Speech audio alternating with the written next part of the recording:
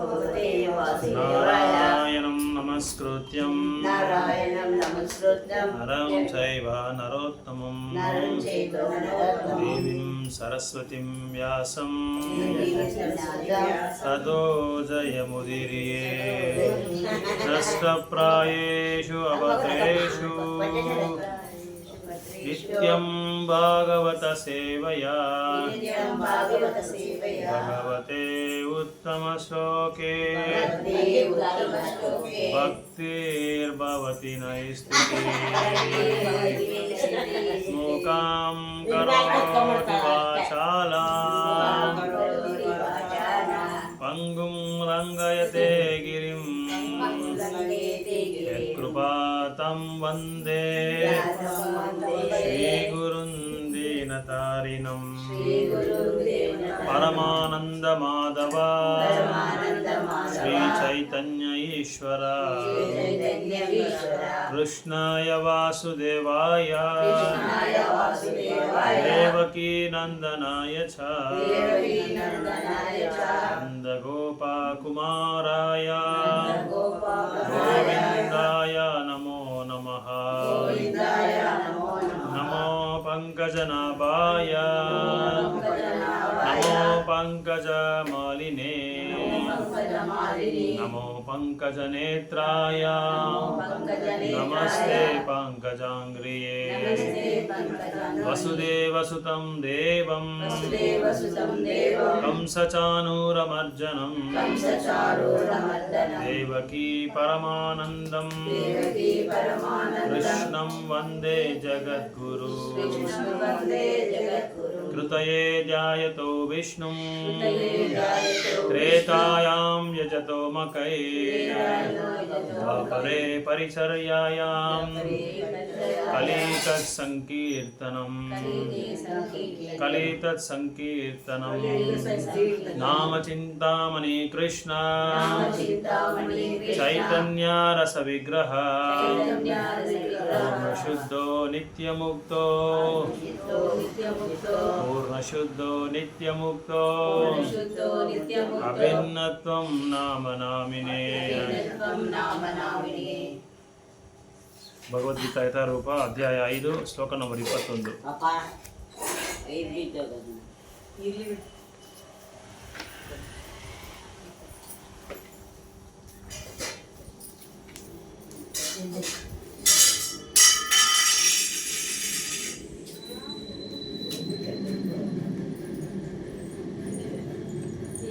Karma yoga action ಇನ್ Krishna consciousness 5:21. बाह्यास्पर्शेषु आशक्तात्मा विन्दति आत्मानि यत्सुखं सा ब्रह्मयोगयुक्तात्मा सुखम् अक्षयम् अश्नुते सुखम् अक्षयमश्नुते। बाह्यस्पर्शेषु आशक्तात्मा विन्दति आत्मनि यत्सुखं सा ब्रह्मयोगयुक्तात्मा सुखम् अक्षयमश्नुते।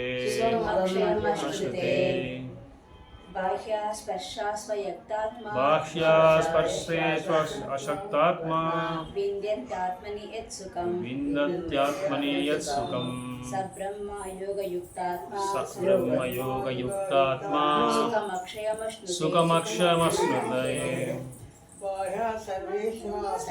बाह्यास्पर्शेष्वशक्तात्मा विन्दयत्मानि यत्सुखं सा ब्रह्मयोगयुक्तात्मा सुखमक्षयमश्नुते। ಬಾಹ್ಯಸ್ಪರ್ಶೇಷು ಬಾಹೇಂದ್ರಿಯ ಆನಂದದಲ್ಲಿ ಆಸಕ್ತಾತ್ಮ ವಿಂದತಿ ಆತ್ಮಾನಿ ಆತ್ಮನಲ್ಲಿ ಯತ್ ಯತ್ ಯಾವ ಸುಖವನ್ನು ಸಹ ಅವನು ಬ್ರಹ್ಮಯೋಗ ಬ್ರಹ್ಮನಲ್ಲಿ ಏಕಾಗ್ರತೆ ಹೊಂದಿರುವುದರಿಂದ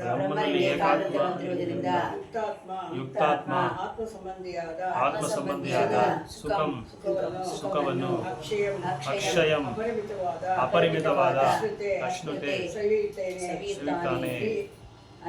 ಅನುವಾದ ಭಾವಾರ್ಥ ಕೊಟ್ಟವರು ಅಭಯ ಚರಣ ಅರವಿಂದ ಭಕ್ತಿ ವೇದಾಂತ ಸ್ವಾಮಿ ಶ್ರೀಲ ಪ್ರಭುಪಾದ ಕೀ ಜೈ. ಹೀಗೆ ಮುಕ್ತನಾದ ಮನುಷ್ಯನಿಗೆ ಐಕ ಇಂದ್ರಿಯ ಸುಖ ಆಕರ್ಷಣೆ ಇಲ್ಲ. ಅವನು ಯಾವಾಗಲೂ ಆಂತರ್ಯದಲ್ಲಿ ಸುಖವನ್ನು ಅನುಭವಿಸುತ್ತಾ ಸಮಾಧಿಯಲ್ಲಿರುತ್ತಾನೆ. ಈ ರೀತಿಯಲ್ಲಿ ಆತ್ಮ ಸಾಕ್ಷಾತ್ಕಾರ ಪಡೆದ ಮನುಷ್ಯನು ಪರಮ ಸತ್ಯದಲ್ಲಿ ಮಗ್ನನಾಗಿರುವುದರಿಂದ ಅಮಿತ ಆನಂದವನ್ನು ಸೇರಿಸುತ್ತಾನೆ. ಭಾವಾರ್ಥ. ಕೃಷ್ಣ ಪ್ರಜ್ಞೆಯಲ್ಲಿ ಶ್ರೇಷ್ಠ ಭಕ್ತರಾದ ಶ್ರೀ ಯಮುನಾಚಾರ್ಯರು ಹೀಗೆ ಹೇಳಿದ್ದಾರೆ: ಯದವತಿ ಮಮಾಚೇತ ಕೃಷ್ಣ ಪಾದಾರ ಹಿಂದೆ ನವನವ ರಸಧಾಮನಿ ಉದ್ಯತಂ ರಂತು ಮಾಸಿತಾತ್ ತವವದಿ ಬತಾ ನಾರಿ ಸಂಗಮೆ ಸ್ಮರ್ಯಮಾನೆ ಭವತಿ ಮುಖ ವಿಕಾರ ಸುಷ್ಮು ನಿಷ್ಠಿವನಂ ಚ. ಕೃಷ್ಣನ ದಿವ್ಯ ಪ್ರೇಮ ಸೇವೆಯಲ್ಲಿ ನಿರತರಾಗಿ ಅವನಲ್ಲಿ ಹೊಸ ಸಂತೋಷವನ್ನು ಅನುಭವಿಸುತ್ತಿರುವಾಗಿನಿಂದ ಕಾಮಸುಖದ ಬಗ್ಗೆ ಯೋಚಿಸಿದಾಗಲೆಲ್ಲ ಮುಖ ವಿಕಾರ ಮಾಡಿಕೊಂಡು ಹೇಸಿಗೆಯಿಂದ ಉಗಿದು ಬಿಡುತ್ತಾನೆ. ಬ್ರಹ್ಮಯೋಗದಲ್ಲಿ ಅಥವಾ ಕೃಷ್ಣ ಪ್ರಜ್ಞೆಯಲ್ಲಿ ಇರುವ ಮನುಷ್ಯನು ಭಗವಂತನ ಪ್ರೇಮಪೂರ್ವಕ ಸೇವೆಯಲ್ಲಿ ಎಷ್ಟು ತಲ್ಲೀನನಾಗಿರುತ್ತಾನೆಂದರೆ ಆತನಿಗೆ ಐಹಿಕ ಇಂದ್ರಿಯ ಸುಖದಲ್ಲಿ ರುಚಿಯೇ ಹೋಗಿಬಿಡುತ್ತದೆ. ಜಡವಸ್ತುವಿಗೆ ಸಂಬಂಧಿಸಿದಂತೆ ಅತ್ಯುನ್ನತ ಸುಖವೆಂದರೆ ಕಾಮಸುಖ. ಇಡೀ ಪ್ರಪಂಚವೇ ಅದರ ಮೋಡಿಗೆ ಸಿಲುಕಿ ನಡೆಯುತ್ತದೆ. ಪ್ರಾಪಂಚಿಕನಾದವನು ಈ ಪ್ರೇರಣೆ ಇಲ್ಲದೆ ಕೆಲಸವನ್ನೇ ಮಾಡಲಾರ. ಆದರೆ ಕೃಷ್ಣ ಪ್ರಜ್ಞೆಯಲ್ಲಿ ತೊಡಗಿರುವನು ಲೈಂಗಿಕ ಸುಖವನ್ನು ದೂರ ಬಿಡುತ್ತಾನೆ. ಅವನು ಅದಿ ಇಲ್ಲದೆಯೇ ಪ್ರಜ್ಞೆಯಲ್ಲಿ ಹೆಚ್ಚು ಚೈತನ್ಯಪೂರ್ಣನಾಗಿ ಕೆಲಸ ಮಾಡಬಲ್ಲ. ಆತ್ಮ ಸಾಕ್ಷಾತ್ಕಾರಕ್ಕೆ ಇದೇ ಪರೀಕ್ಷೆ. ಆಧ್ಯಾತ್ಮಿಕ ಸಾಕ್ಷಾತ್ಕಾರಕ್ಕೂ ಹೃದಯಕ್ಕೂ ಹೊಂದಾಣಿಕೆಯಾಗುವುದಿಲ್ಲ. ಕೃಷ್ಣ ಪ್ರಜ್ಞೆಯಲ್ಲಿರುವ ಮನುಷ್ಯನು ಮುಕ್ತಾತ್ಮನಾಗಿರುವುದರಿಂದ ಅವನಿಗೆ ಯಾವುದೇ ಇಂದ್ರಿಯ ಸುಖದ ಆಕರ್ಷಣೆ ಇಲ್ಲ. 22. ಯಹಿ ಸಂಸ್ಪರ್ಶಜಾ ಭೋಗ ದುಃಖಯೋನಯ ಏವತೆ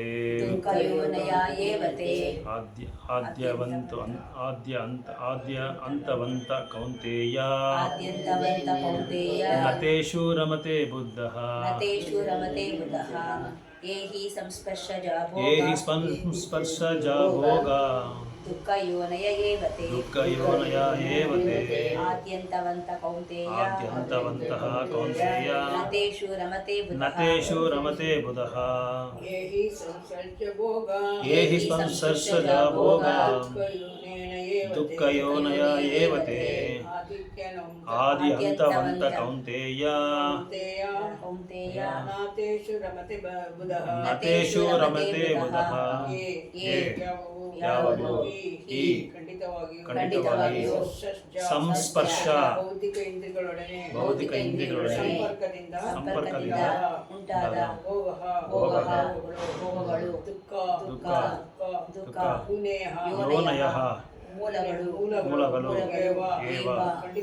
ಖಂಡಿತವಾಗಿಯೂ ಅವುಗಳು ಆದಿ ಪ್ರಾರಂಭ ಅಂತ ಕೊನೆಗಳಿಗೆ ಒಳಪಟ್ಟವು.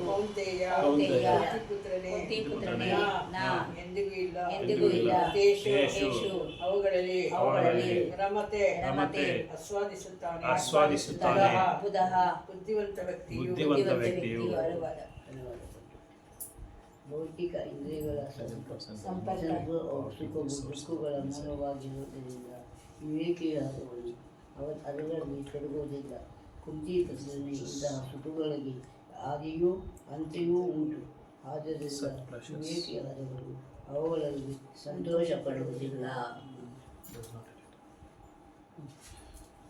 ಭಾವಾರ್ಥ. ಐಹಿಕ ಇಂದ್ರಿಯ ಸುಖಗಳು ಐಹಿಕ ಇಂದ್ರಿಯಗಳ ಸಂಪರ್ಕದಿಂದ ಉಂಟಾಗುತ್ತವೆ. ಇವೆಲ್ಲ ಅಲ್ಪಕಾಲದವು, ಏಕೆಂದರೆ ದೇಹವೇ ಅಲ್ಪಕಾಲವಾದದ್ದು. ಅಲ್ಪಕಾಲದ್ದಾದ ಯಾವುದರಲ್ಲಿಯೂ ಮುಕ್ತಾತ್ಮನಿಗೆ ಆಸಕ್ತಿ ಇಲ್ಲ. ಅಲೌಕಿಕವಾದ ಸುಖವನ್ನು ಚೆನ್ನಾಗಿ ಬಲ್ಲ ಮುಕ್ತಾತ್ಮನು ಹುಸಿ ಸಂತೋಷವನ್ನು ಸವಿಯಲು ಒಪ್ಪುವುದಾದರೆ ಹೇಗೆ? ಪದ್ಮಪುರಾಣದಲ್ಲಿ ಹೀಗೆ ಹೇಳಿದೆ: ರಮಂತೆ ಯೋಗಿನೋಂತಂತೆ ಸತ್ಯಾನಂದೇ ಚಿದಾತ್ಮನಿ ಇತಿ ರಾಮ ಪದೇ ನಸೌ ಪರಂ ಬ್ರಹ್ಮಾದಿಪೀಯತೆ. ಯೋಗಿಗಳು ಪರಮಸತ್ತೆಯಿಂದ ಅಮಿತವಾದ ದಿವ್ಯಾನಂದವನ್ನು ಪಡೆಯುತ್ತಾರೆ. ಆದ್ದರಿಂದ ಪರಮಸತ್ಯನಾದ ದೇವೋತ್ತಮ ಪುರುಷನಿಗೆ ರಾಮ ಎಂದು ಹೆಸರು. ಶ್ರೀಮದ್ ಭಾಗವತದಲ್ಲಿ ಸಹ ಹೀಗೆ ಹೇಳಿದೆ, ನಾಯಂ ದೇಹೋ ದೇಹಭಾಜ ನೃಲೋಕೆ ಕಷ್ಟಾನ್ ಕಾಮಾನ್ ಅರ್ಹತೆ ವಿಡ್ಭಾಜಾಯೇ ತಪೋ ದಿವ್ಯಂ ಪುತ್ರಕ ಏನ ಸತ್ವಂ ಶುದ್ಧೇದ್ಯ ಸ್ಮಾತ್ ಬ್ರಹ್ಮ ಸೌಖ್ಯಂ ತತ್ಪಂತನಂ. ಪ್ರೀತಿಯ ಪುತ್ರರೇ, ಈ ಮಾನವ ರೂಪದಲ್ಲಿರುವಾಗ ಇಂದ್ರಿಯ ಸಂತೋಷಕ್ಕಾಗಿ ಬಹಳ ಕಷ್ಟಪಡುವ ಅಗತ್ಯವಿಲ್ಲ. ಮಲಭಕ್ಷಗಳು, ಹಂದಿಗಳು ಇಂತಹ ಸುಖವನ್ನು ಅನುಭವಿಸುತ್ತವೆ. ಇದರ ಬದಲು ನೀವು ಈ ಜನ್ಮದಲ್ಲಿ ತಪಸ್ಸು ಆಚರಿಸಬೇಕು. ಇದರಿಂದ ನಿಮ್ಮ ಅಸ್ತಿತ್ವವು ಪರಿಶುದ್ಧವಾಗುವುದು. ಇದರ ಫಲವಾಗಿ ನೀವು ಆನಂದವಾದ ದಿವ್ಯಾನಂದವನ್ನು ಸವಿಯುವಿರಿ. ಆದ್ದರಿಂದ ನಿಜವಾದ ಯೋಗಿಗಳು ಅಥವಾ ವಿದ್ವಜ್ಜನರಾದ ಆಧ್ಯಾತ್ಮಿಕವಾದಿಗಳಿಗೆ ಇಂದ್ರಿಯ ಸುಖಗಳ ಆಕರ್ಷಣೆ ಇರುವುದಿಲ್ಲ. ಇಂದ್ರಿಯ ಸುಖಗಳು ನಿರಂತರವಾದ ಐಹಿಕ ಅಸ್ತಿತ್ವಕ್ಕೆ ಕಾರಣವಾಗುತ್ತವೆ. ಮನುಷ್ಯನು ಐಹಿಕ ಸುಖಕ್ಕೆ ಅಂಟಿಕೊಂಡಷ್ಟು ಐಹಿಕ ದುಃಖಗಳಲ್ಲಿ ಸಿಕ್ಕಿಕೊಳ್ಳುತ್ತಾನೆ.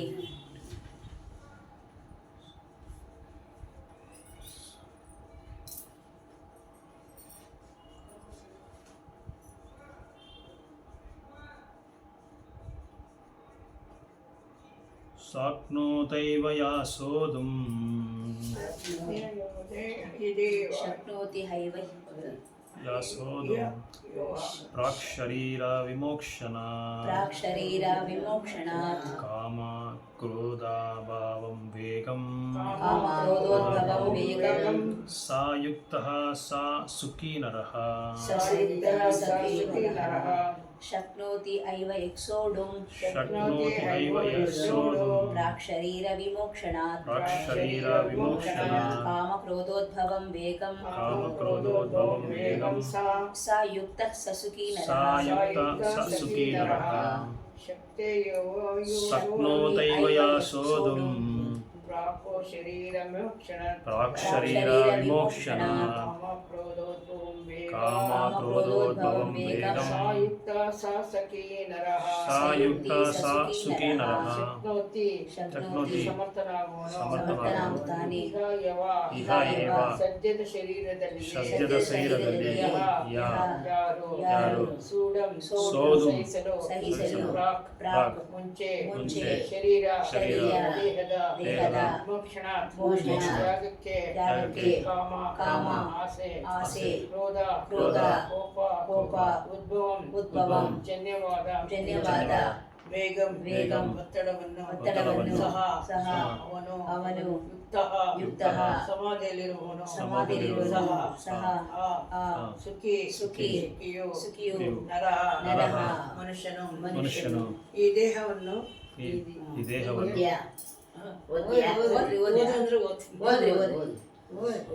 ದೇಹವನ್ನು ಬಿಡುವುದಕ್ಕೆ ಮೊದಲೇ ಐಹಿಕ ಇಂದ್ರಿಯಗಳ ವೇಗಗಳನ್ನು ಸಹಿಸಿಕೊಂಡು ಕಾಮ ಕ್ರೋಧಗಳ ಆ ವೇಗವನ್ನು ತಡೆಯಲು ಶಕ್ತನಾದ ಮನುಷ್ಯನು ಈ ಲೋಕದಲ್ಲೂ ಒಳ್ಳೆಯ ಸ್ಥಿತಿಯಲ್ಲಿರುತ್ತಾನೆ ಎಂದು ಸುಖಿಯಾಗಿರುತ್ತಾನೆ. ಭಾವಾರ್ಥ. ಆತ್ಮ ಸಾಕ್ಷಾತ್ಕಾರದ ಮಾರ್ಗದಲ್ಲಿ ತಡೆ ಇಲ್ಲದ ಮುನ್ನಡೆಯನ್ನು ಬಯಸುವನು ಐಹಿಕ ಇಂದ್ರಿಯಗಳ ಆವೇಗವನ್ನು ಹತೋಟಿಯಲ್ಲಿಡಲು ಪ್ರಯತ್ನಿಸಬೇಕು. ಮಾತು, ಕೋಪ, ಮನಸ್ಸು, ಉದರ, ಜನನೇಂದ್ರಿಯ, ನಾಲಿಗೆ ಇವುಗಳ ಒತ್ತಡವಿರುತ್ತದೆ. ನಾನಾ ಇಂದ್ರಿಯಗಳ ಮತ್ತು ಮನಸ್ಸಿನ ಒತ್ತಡಗಳನ್ನು ಹತೋಟಿಯಲ್ಲಿಡಬಲ್ಲವನಿಗೆ ಗೋಸ್ವಾಮಿ ಅಥವಾ ಸ್ವಾಮಿ ಎಂದು ಹೆಸರು. ಇಂತಹ ಗೋಸ್ವಾಮಿಗಳು ಕಟ್ಟುನಿಟ್ಟಾಗಿ ನಿಯಂತ್ರಿಸಿದ ಜೀವನವನ್ನು ನಡೆಸುತ್ತಾರೆ ಮತ್ತು ಇಂದ್ರಿಯಗಳ ಒತ್ತಡಕ್ಕೆ ಒಳಗಾಗುವುದಿಲ್ಲ. ಐಹಿಕ ಬಯಕೆಗಳು ಪೂರ್ಣಗೊಳ್ಳದಿದ್ದರೆ ಅವು ಕ್ರೋಧವನ್ನುಂಟು ಮಾಡುತ್ತದೆ. ಇದರಿಂದ ಮನಸ್ಸು, ಕಣ್ಣು ಮತ್ತು ಹೃದಯಗಳು ಕ್ಷೋಭೆಗೆ ಒಳಗಾಗುತ್ತವೆ. ಆದ್ದರಿಂದ ಐಹಿಕ ದೇಹವನ್ನು ಬಿಡುವ ಮೊದಲು ಇವನ್ನು ನಿಯಂತ್ರಿಸುವುದನ್ನು ಮನುಷ್ಯನು ಅಭ್ಯಾಸ ಮಾಡಬೇಕು. ಇದನ್ನು ಮಾಡಬಲ್ಲವನು ಆತ್ಮ ಸಾಕ್ಷಾತ್ಕಾರವನ್ನು ಪಡೆದವನು ಎಂದು ತಿಳಿಯಬಹುದು. ಹೀಗೆ ಆತ್ಮ ಸಾಕ್ಷಾತ್ಕಾರದ ಸ್ಥಿತಿಯಲ್ಲಿ ಆತನು ಸುಖವಾಗಿರುತ್ತಾನೆ. ಕಾಮಕ್ರೋಧಗಳನ್ನು ನಿಯಂತ್ರಿಸಲು ಶ್ರಮಿಸುವುದು ಆಧ್ಯಾತ್ಮಿಕವಾದ್ಯ ಕರ್ತವ್ಯ. ಓಂ ಜ್ಞಾನತಿಮಿರಂಧಸ್ಯ ಜ್ಞಾನಾಂಜನಾಶಲಾಕಯಾ ಚಕ್ಷುರುನ್ಮಿಲಿತಂ ಯೇನ ತಸ್ಮೈ ಶ್ರೀ ಗುರುವೇ ನಮಃ. ಶ್ರೀ ಚೈತನ್ಯ ಮನೋಭೀಷ್ಟಂ ಸ್ಥಾಪಿತಂ ಯೇನ ಭೂತಲೇ ಸ್ವಯಂ ರೂಪ ಕದಾ ಮಹ್ಯಂ ದದಾತಿ ಸ್ವಪದಾಂತಿಕಂ. ವಾಂಛಾಕಲ್ಪತರುಭ್ಯಶ್ಚ ಕೃಪಾ ಸಿಂಧುಭ್ಯ एव च कृपासिन्धुरेव च पतितानां पावनेभ्यो वैष्णवेभ्यो नमो नमः वैष्णवेभ्यो नमो नमः। जय श्री कृष्ण चैतन्य जय श्री कृष्ण चैतन्य प्रभु नित्यानंद श्री अद्वैत गदाधर श्री अद्वैत गदाधर श्रीवासादि गौर भक्त वृंद श्रीवासादि गौर भक्तवृंद। हरे कृष्ण कृष्ण कृष्ण हरे हरे हरे राम राम राम हरे हरे। हरे कृष्ण कृष्ण कृष्ण हरे हरे हरे राम राम राम हरे हरे। हरे कृष्ण कृष्ण कृष्ण हरे हरे हरे राम राम राम हरे हरे। ಸೊ ಹಿಂದಿನ ಶ್ಲೋಕದಲ್ಲಿ ಭಗವಂತ ಸಮತ್ವವನ್ನು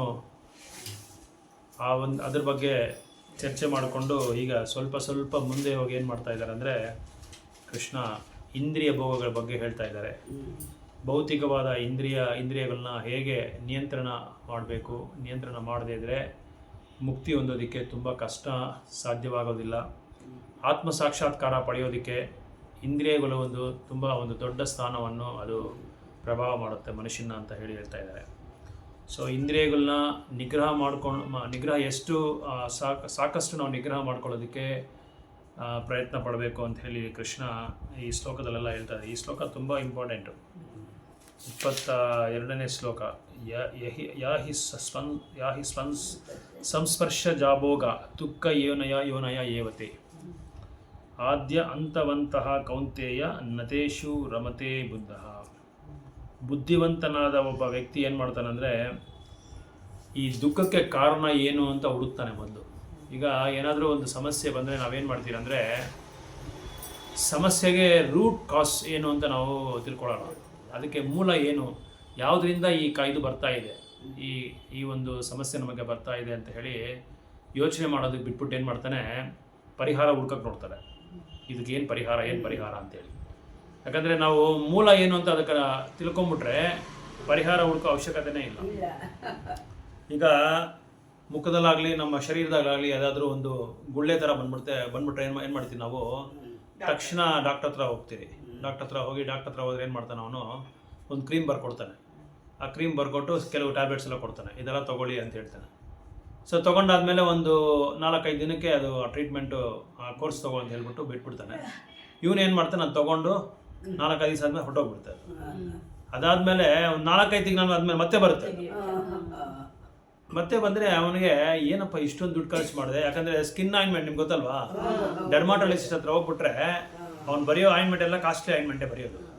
ಎಲ್ಲ 200-300 ಮೇಲೇ ಇರೋದು, ಕಡಿಮೆ ಯಾವುದು ಇರಲ್ಲ. ಅದಕ್ಕೇನಪ್ಪ ಇಷ್ಟೊಂದು ನಾನು ದುಡ್ಡು ಖರ್ಚು ಮಾಡಿದೆ, ಅವ್ನಿಗೊಂದು 200-300 ಕೊಟ್ಟೆ, ಇದಕ್ಕೆಲ್ಲ ಮೆಡಿಸಿನ್ಸ್ಗೆಲ್ಲ ಒಂದು 600-700 ರೂಪಾಯಿ ಆಗೋಯ್ತಲ್ಲ, ಮತ್ತೆ ಬರ್ತಾ ಇದೆ ಅಂತ ಅವ್ನು ಯೋಚನೆ ಮಾಡಲಿಲ್ಲ. ಮತ್ತೆ ಡಾಕ್ಟರ್ ಹತ್ರ ಹೋಗ್ತಾನೆ. ಅವನೇನು ಮಾಡ್ತಾನೆ, ಮತ್ತೆ ಅದು ಬರ್ಕೊಡ್ತಾನೆ. ಏನು ಮಾಡ್ತಾನೆ, ಕ್ರೀಮ್ ಮಾತ್ರ ಬೇರೆ ಚೇಂಜ್ ಮಾಡ್ತಾನೆ. ಅದೇ ಕ್ರೀಮ್ ಬರ್ಕೊಟ್ರೆ ಅವ್ನಿಗೆ ಡೌಟ್ ಬಂದ್ಬಿಡ್ತಲ್ಲ, ಅದಕ್ಕೆ ಬೇರೆ ಚೇಂಜ್ ಮಾಡ್ತಾನೆ. ಚೇಂಜ್ ಮಾಡಿದೆ ಮತ್ತೆ ಒಂದು 6 ತಿಂಗಳಾದ್ಮೇಲೆ ಮತ್ತೆ ವಾಪಸ್ ಬರುತ್ತೆ. ಅದು ಮತ್ತೆ ಆ ಕಾಯಿಲೆ ಬಂದೇ ಬರ್ತದೆ.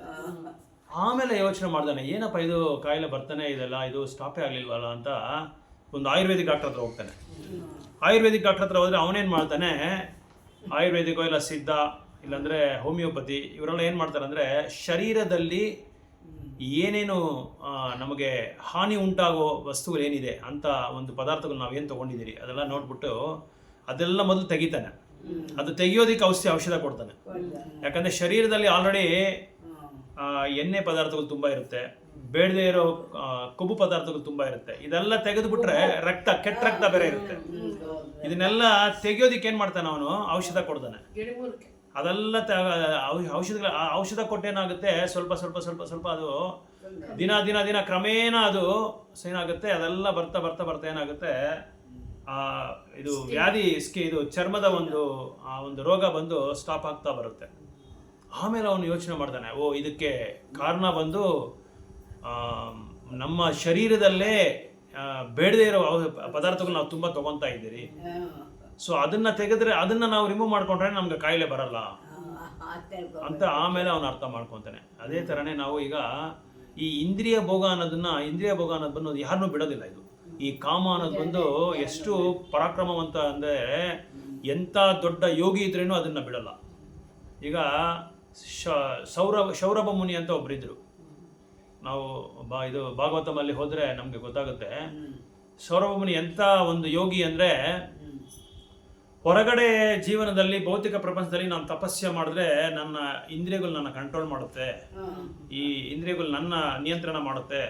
ಅದಕ್ಕೆ ಅವನು ಏನು ಮಾಡ್ತಾನೆ ಅಂದರೆ ನೀರು ಹೊರಗಡೆ ಹೋಗ್ಬಿಡ್ತಾನೆ, ಸಮುದ್ರದೊಳಗಡೆ ಹೋಗಿ ಅಲ್ಲಿ ಕೂತ್ಕೊಂಡು ಇದು ಮಾಡ್ತಾ ಇರ್ತಾನೆ, ತಪಸ್ಯ ಮಾಡ್ತಾ ಇರ್ತಾನೆ, ಘೋರವಾದ ತಪಸ್ಯ ಮಾಡ್ತಾನೆ. ಅಲ್ಲಿ ಕೂತ್ಕೊಂಡು ತಪಸ್ಯ ಮಾಡ್ತಾ ಇರುವಾಗ ಅವ್ನಿಗೆ ಯಾವ ಥರವಾದ ಡಿಸ್ಟರ್ಬೆನ್ಸೇ ಇರಲ್ಲ, ಏನು ಕಲಂಕನೇ ಇರಲ್ಲ. ಸ್ವಲ್ಪ ದಿನ ಆದಮೇಲೆ ಏನಾಗುತ್ತೆ ಅಂದರೆ 2 ಮೀನುಗಳು ಬರುತ್ತೆ, ಒಂದು ಹೆಣ್ಣು ಒಂದು ಗಂಡು ಮೀನು. ಅದೆರಡು ಸಂಪರ್ಕ ಮಾಡೋದು ನೋಡ್ಬಿಟ್ಟು ಇವನಿಗೇನಾಗುತ್ತೆ ಅಂದರೆ ಆಸೆ ಬಂದು ಅವನ ತಪಸ್ಸೆನ ಭಂಗ ಮಾಡ್ಕೊಂಡ್ಬಿಡ್ತಾನೆ. ಅದು ಭಂಗ ಮಾಡ್ಕೊಂಡಿದ ತಕ್ಷಣ ಏನಾಗುತ್ತೆ ಅಂದರೆ ಹೊರಗಡೆ ಬಂದ್ಬಿಡ್ತಾನೆ. ಆ ತಪಸ್ಸಿಂದ ಹೊರಗಡೆ ಬಂದ್ಬಿಟ್ಟು ಸುಮಾರು ಯಾವುದೋ ಒಂದು ರಾಜರ ಇದು ಇದು ಇದು ದೊಡ್ಡ ಒಂದು ಅರಸರಿರ್ತಾರೆ, ಅವ್ರ ಅರಸರಿಗೆ 100 ಜನನೋ 200 ಜನನೋ ಹೆಣ್ಮಕ್ಳು ಎಲ್ಲರನ್ನೂ ಮದುವೆ ಮಾಡ್ಕೊಂಡ್ಬಿಡ್ತಾನೆ. ಸೌರಭ ಮುನಿ ಋಷಿ ಒಬ್ಬನೇ. ಅದ ಯಾಕೆ ಅಂದರೆ ಅವನು ಏನು ಮಾಡಿದ್ದಾನೆ ಅಂದರೆ ಇಂದ್ರಿಯಗಳನ್ನ ನಿಯಂತ್ರಣ ಮಾಡಬೇಕು ಅಂತ ಹೇಳ್ಬಿಟ್ಟು ಸಮುದ್ರದಲ್ಲಿ ಹೋಗಿ ತಪಸ್ಸೆ ಮಾಡ್ಕೊಂಡ. ಆದರೆ ಅಲ್ಲೇನಾಯಿತು ಅಂದರೆ ಈ ಗರುಡ ಏನು ಮಾಡ್ತು, ಇವು ತಪಸ್ಯ ಮಾಡೋ ಸಮಯದಲ್ಲಿ ಏನಾಗುತ್ತೆ ಅಂದರೆ ಈ 2 ಮೀನುಗಳನ್ನ ಸಂಪರ್ಕ ಮಾಡೋದು ನೋಡ್ಬಿಟ್ಟು ಇವನಿಗೆ ತಪಸ್ಯ ಭಂಗ ಆಗಿದ ತಕ್ಷಣ ಗರುಡ ಏನೋ ಸ್ವಲ್ಪ ಅಲ್ಲಿ ಗರುಡನಿಗೆ ಏನೋ ಅಪರಾಧ ಮಾಡ್ಬಿಡ್ತಾನೆ. ಗರುಡ ಬಂದು ವಿಷ್ಣು ದೂತ ಅಂದರೆ ದೊಡ್ಡ ವೈಷ್ಣವರವರು. ನೀವು ತಮಿಳಲ್ಲಿ ಆಳ್ವಾರಗಳ ಬಗ್ಗೆ ಕೇಳಿದರೆ ಅಲ್ಲಿ ಗರುಡ ಆಳ್ವಾರ ಅಂತಾನೆ ಒಬ್ಬರಿದ್ದಾರೆ.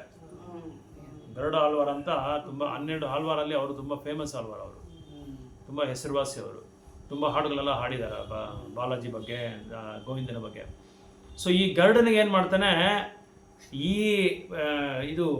ಈ ಒಂದು ಸ್ಥಳದಲ್ಲಿ ನೀನೇನಾದರೂ ಮತ್ತೆ ಬಂದರೆ ನಾನು ಸುಮ್ಮನೆ ಬಿಡೋದಿಲ್ಲ ಅಂತ ಹೇಳಿ ಅವ್ರನ್ನ ಕರ್ಸ್ ಮಾಡ್ಬಿಡ್ತಾನೆ. ಗರುಡನ ಈ ಒಂದು ಪ್ರಾಂಗಣದಲ್ಲೇ ನೀನು ಬರಬಾರ್ದು ಇನ್ಮೇಲೆ. ಯಾಕಂದರೆ ಗರುಡ ಬಂದು ವೈಷ್ಣವ. ಯಾರಾದರೂ ವೈಷ್ಣವರಿಗೆ ಭಕ್ತರಿಗೆ ಏನಾದರೂ ಸ್ವಲ್ಪ ಅಪರಾಧ ಮಾಡಿದ್ರೆ ಅದು ನಾವು ಮಾಡಿರೋ ಭಕ್ತಿ ಸೇವೆ ಸಾಧನ ಎಲ್ಲ ಏನಾಗ್ಬಿಡುತ್ತೆ ಅಂದರೆ ಎಲ್ಲ ಹೊರಟೋಗ್ಬಿಡುತ್ತೆ, ಎಲ್ಲ ಮೈನಸ್ ಆಗಿಬಿಡುತ್ತೆ. ಎಷ್ಟು ಆ ತಕ್ಷಣ ಆ ದಿನ ಅವ್ರಿಗೆ ಎಷ್ಟವರೆಗೂ ಮಾಡಿದಿರೋ ಅದೆಲ್ಲ ಹೊರಟೋಗ್ಬಿಡ್ತಂತೆ, ಎಲ್ಲ ಹಾಳಾಗ್ಬಿಡ್ತಂತೆ. ಸೊ ಆ ಗರುಡನ್ಗೆ ಹಂಗೆ ಹೇಳಿದ ತಕ್ಷಣವೇ ಏನಾಯಿತು, ತಕ್ಷಣ ಭಂಗ ಆಗೋಯ್ತು, ತಪಸ್ಸೆ ಭಂಗ ಆಗೋಯ್ತು. ಅದು ಹೇಳಿದ ಆದ್ಮೇಲೆ ಭಂಗ ಆಗಿರೋದು ಆ್ಯಕ್ಚುಲಾಗಿ, ಯಾಕಂದರೆ ವೈಷ್ಣವ ಅಪರಾಧ ಮಾಡ್ಬಿಟ್ಟಿದ್ದಾರೆ ಅಲ್ಲಿ. ಸೊ ಅದಕ್ಕೇನಾಯಿತು, ಹೊರಗಡೆ ಬಂದು ಅವನೇನು ಮಾಡ್ದ, ಎಲ್ಲ ಈ ರಾಜರ ಹೆಣ್ಮಕ್ಳನ್ನೆಲ್ಲರನ್ನೂ ಮದುವೆ ಮಾಡ್ಕೊಂಡ್ಬಿಟ್ಟ. ಸೊ ಈ ಥರ ಇಂದ್ರಿಯ ನಿಗ್ರಹ ಬೇಕು ಅಂತ ಹೇಳಿದ್ರೆ ಮೊದಲು ಅದಕ್ಕೆ ಮುಖ್ಯವಾದ ಕಾರಣ ಏನಂದರೆ ರೂಟ್ ಕಾಸ್ ಏನು ಅಂತ ನಾವು ನೋಡ್ಕೋಬೇಕು. ಮೂಲ ಅದಕ್ಕೇನು, ಏನು ಕಾರಣದಿಂದ ಇದು ಬರ್ತಾ ಇದೆ, ಇದಕ್ಕೇನು ಕಾರಣ ಅಂತ ನಾವು ನೋಡ್ಕೊಬೇಕು. ಯಾಕಂದರೆ ಈ ದೇಹ 24 ವಸ್ತುಗಳಿಂದ ಮಾಡಿರೋದು, ಭೌತಿಕ ವಸ್ತುಗಳಿಂದ ಮಾಡಿರೋದು, ಪಂಚಭೂತಗಳಿಂದ ಮಾಡಿರೋ ಒಂದು ದೇಹ ಇದು. ಇವರು ಕಪಿಲದೇವ್ ಹೇಳ್ತಾರೆ ದೇವಹೂತಿಗೆ,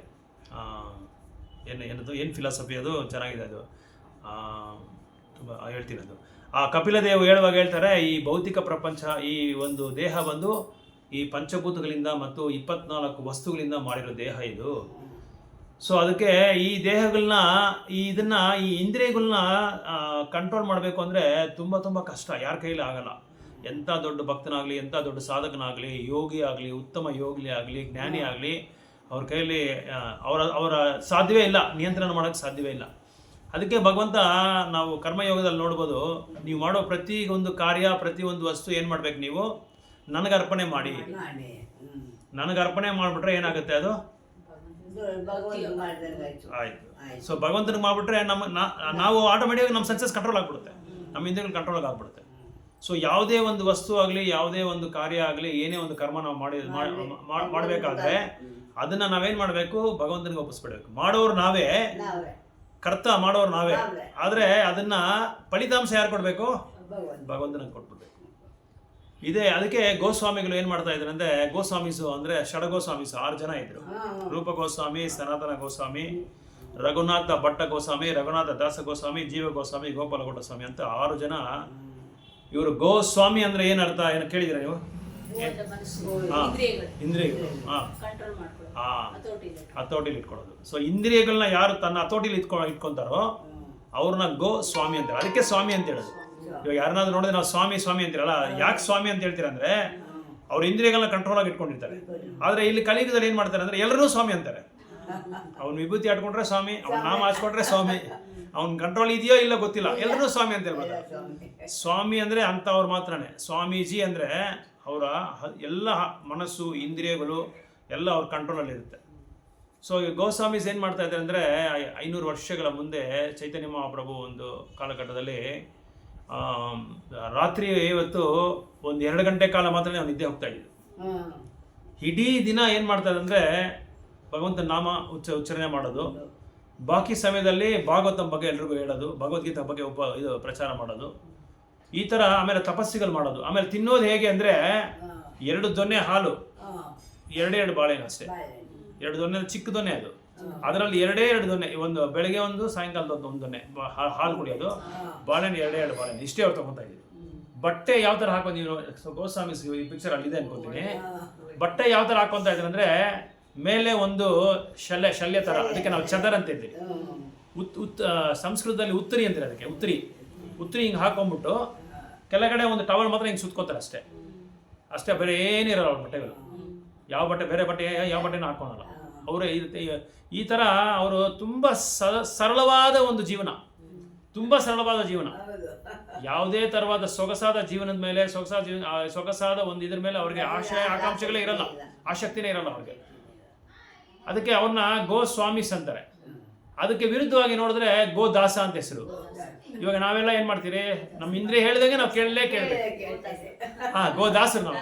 ನಮ್ಮ ಇಂದ್ರಿಯಗಳಿಗೆ ನಾವು ದಾಸರಾಗ್ಬಿಟ್ಟಿದ್ದೀರಿ. ಆ ಇಂದ್ರಿಯ ಏನ್ ಹೇಳಿದ್ರೆ, ನಾಳೆಗೆ ಏನ್ ಹೇಳಿದ್ರೆ ಅದು ಕೇಳಬೇಕು. ಚಮ್ ತಿನ್ಬೇಕು, ಇದು ಜಾಮೂನ್ ತಿನ್ಬೇಕಂದ್ರೆ ತಿನ್ಲೇಬೇಕು. ನಮ್ಮ ಕೈಲಿ ಕಂಟ್ರೋಲ್ ಮಾಡೋಕ್ಕಾಗಲ್ಲ. ಅದೇ ತರ ಸಿನಿಮಾ ನೋಡ್ಬೇಕಂದ್ರೆ ಸಿನಿಮಾ ನೋಡ್ಲೇಬೇಕು. ಸೊ ನಮ್ಮ ಕಣ್ಣು ಅಲ್ಲಿ ನೋಡ್ಬೇಕಂದ್ರೆ ಅಲ್ಲಿ ನೋಡ್ಲೇಬೇಕು. ಅದನ್ನ ಕಂಟ್ರೋಲ್ ಮಾಡೋಕ್ಕಾಗಲ್ಲ ನಮ್ಮ ಕೈಯಲ್ಲಿ. ಯಾಕಂದ್ರೆ ಸಾಧನ ನಮ್ಮಲ್ಲಿ ಕಮ್ಮಿ. ಇನ್ನೊಂದು ವ್ಯವಹಾರಗಳು, ನಮ್ಮಲ್ಲಿರೋ ವ್ಯವಹಾರಗಳು ತುಂಬ ಏನಾಗಿದೆ ಅಂದರೆ ಭೌತಿಕ ವ್ಯವಹಾರಗಳು ಜಾಸ್ತಿ.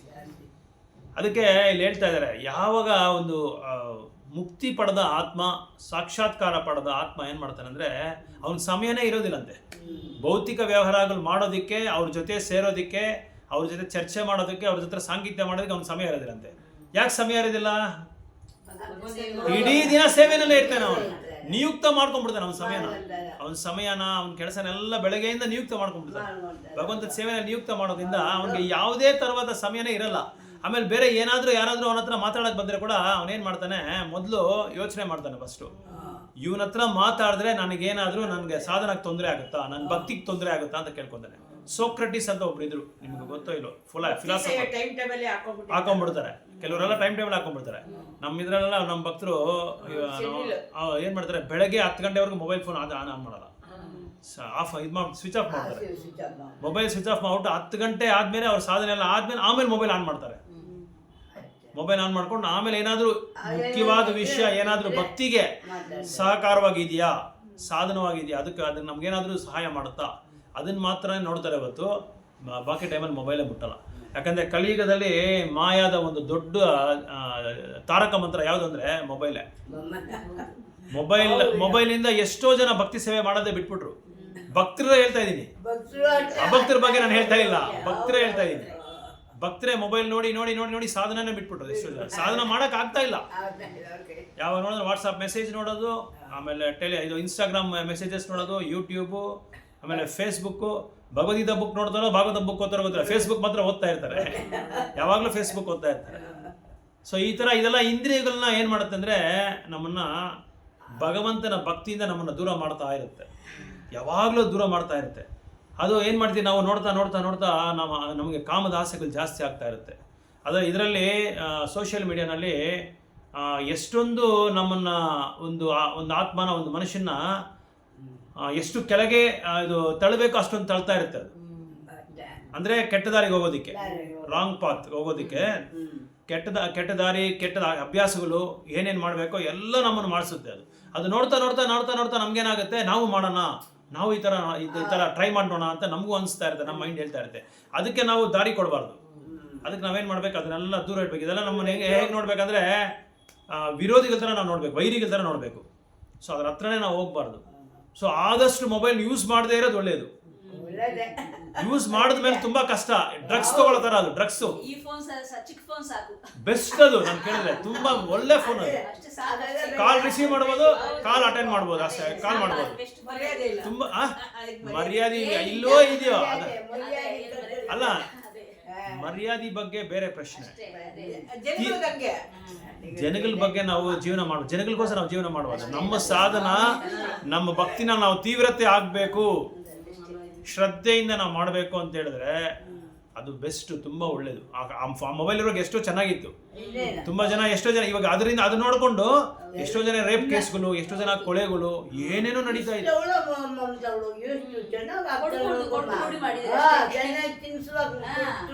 ಅದಕ್ಕೆ ಮೊಬೈಲೇ ಕೊಡಬಾರ್ದು ಮಕ್ಕಳಿಗೆ. ಅಲ್ಲ, ಆ ಥರ ಸ್ಟ್ರಿಕ್ಟ್ ಆಗಿ ಈ ಥರ ಏನಾಯ್ತು, ಒಂದು ಭಕ್ತಿ ಮಾಡಿದ್ರು ಆಸ್ಟ್ರೇಲಿಯಾನಲ್ಲಿ ಒಬ್ಬರು ಭಕ್ತರು, ಗಂಡ ಭಕ್ತ, ಹೆಂಡತಿ ಭಕ್ತ, ಮಕ್ಕಳೆಲ್ಲ ಭಕ್ತರು. ಈ ಮೊಬೈಲ್ ಫೋನ್ ಯಾವಾಗ ಆಂಡ್ರಾಯ್ಡ್ ಫೋನ್ ಬಂತೋ ಅವಾಗ ಏನಾಯ್ತು, ದಿನ ದಿನ ದಿನ ತುಂಬಾ ತೀವ್ರವಾಗಿ ಭಕ್ತಿ ಮಾಡ್ತಾ ಇದ್ರು.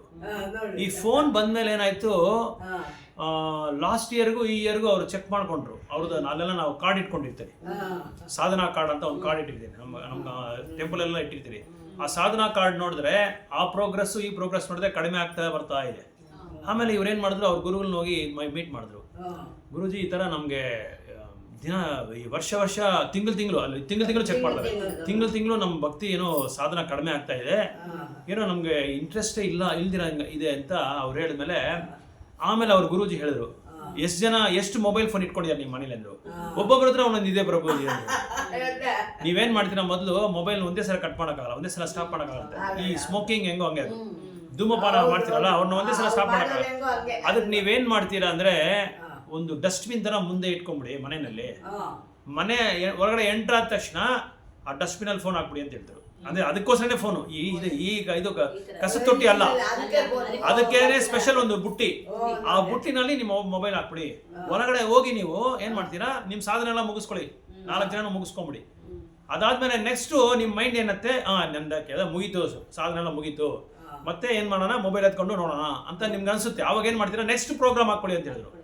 ನೆಕ್ಸ್ಟ್ ದೇವರಿಗೆ ಏನ್ ಪ್ರೋಗ್ರಾಮ್ ಮಾಡ್ಬೋದು ಮನೆಯಲ್ಲಿ, ಇದನ್ನ ನೀವು ಸ್ಕೆಡ್ಯೂಲ್ ಹಾಕೊಂಡು ಕರೆಕ್ಟ್ ಆಗಿ ಮೊಬೈಲ್ ಮುಟ್ಟಕ್ಕೆ ನಿಮ್ಗೆ ಸಮಯನೇ ಇರಬಾರ್ದು. ಆ ತರ ನೀವು ಪ್ರೋಗ್ರಾಮ್ ಮಾಡ್ಕೊಂಬಿಡಿ.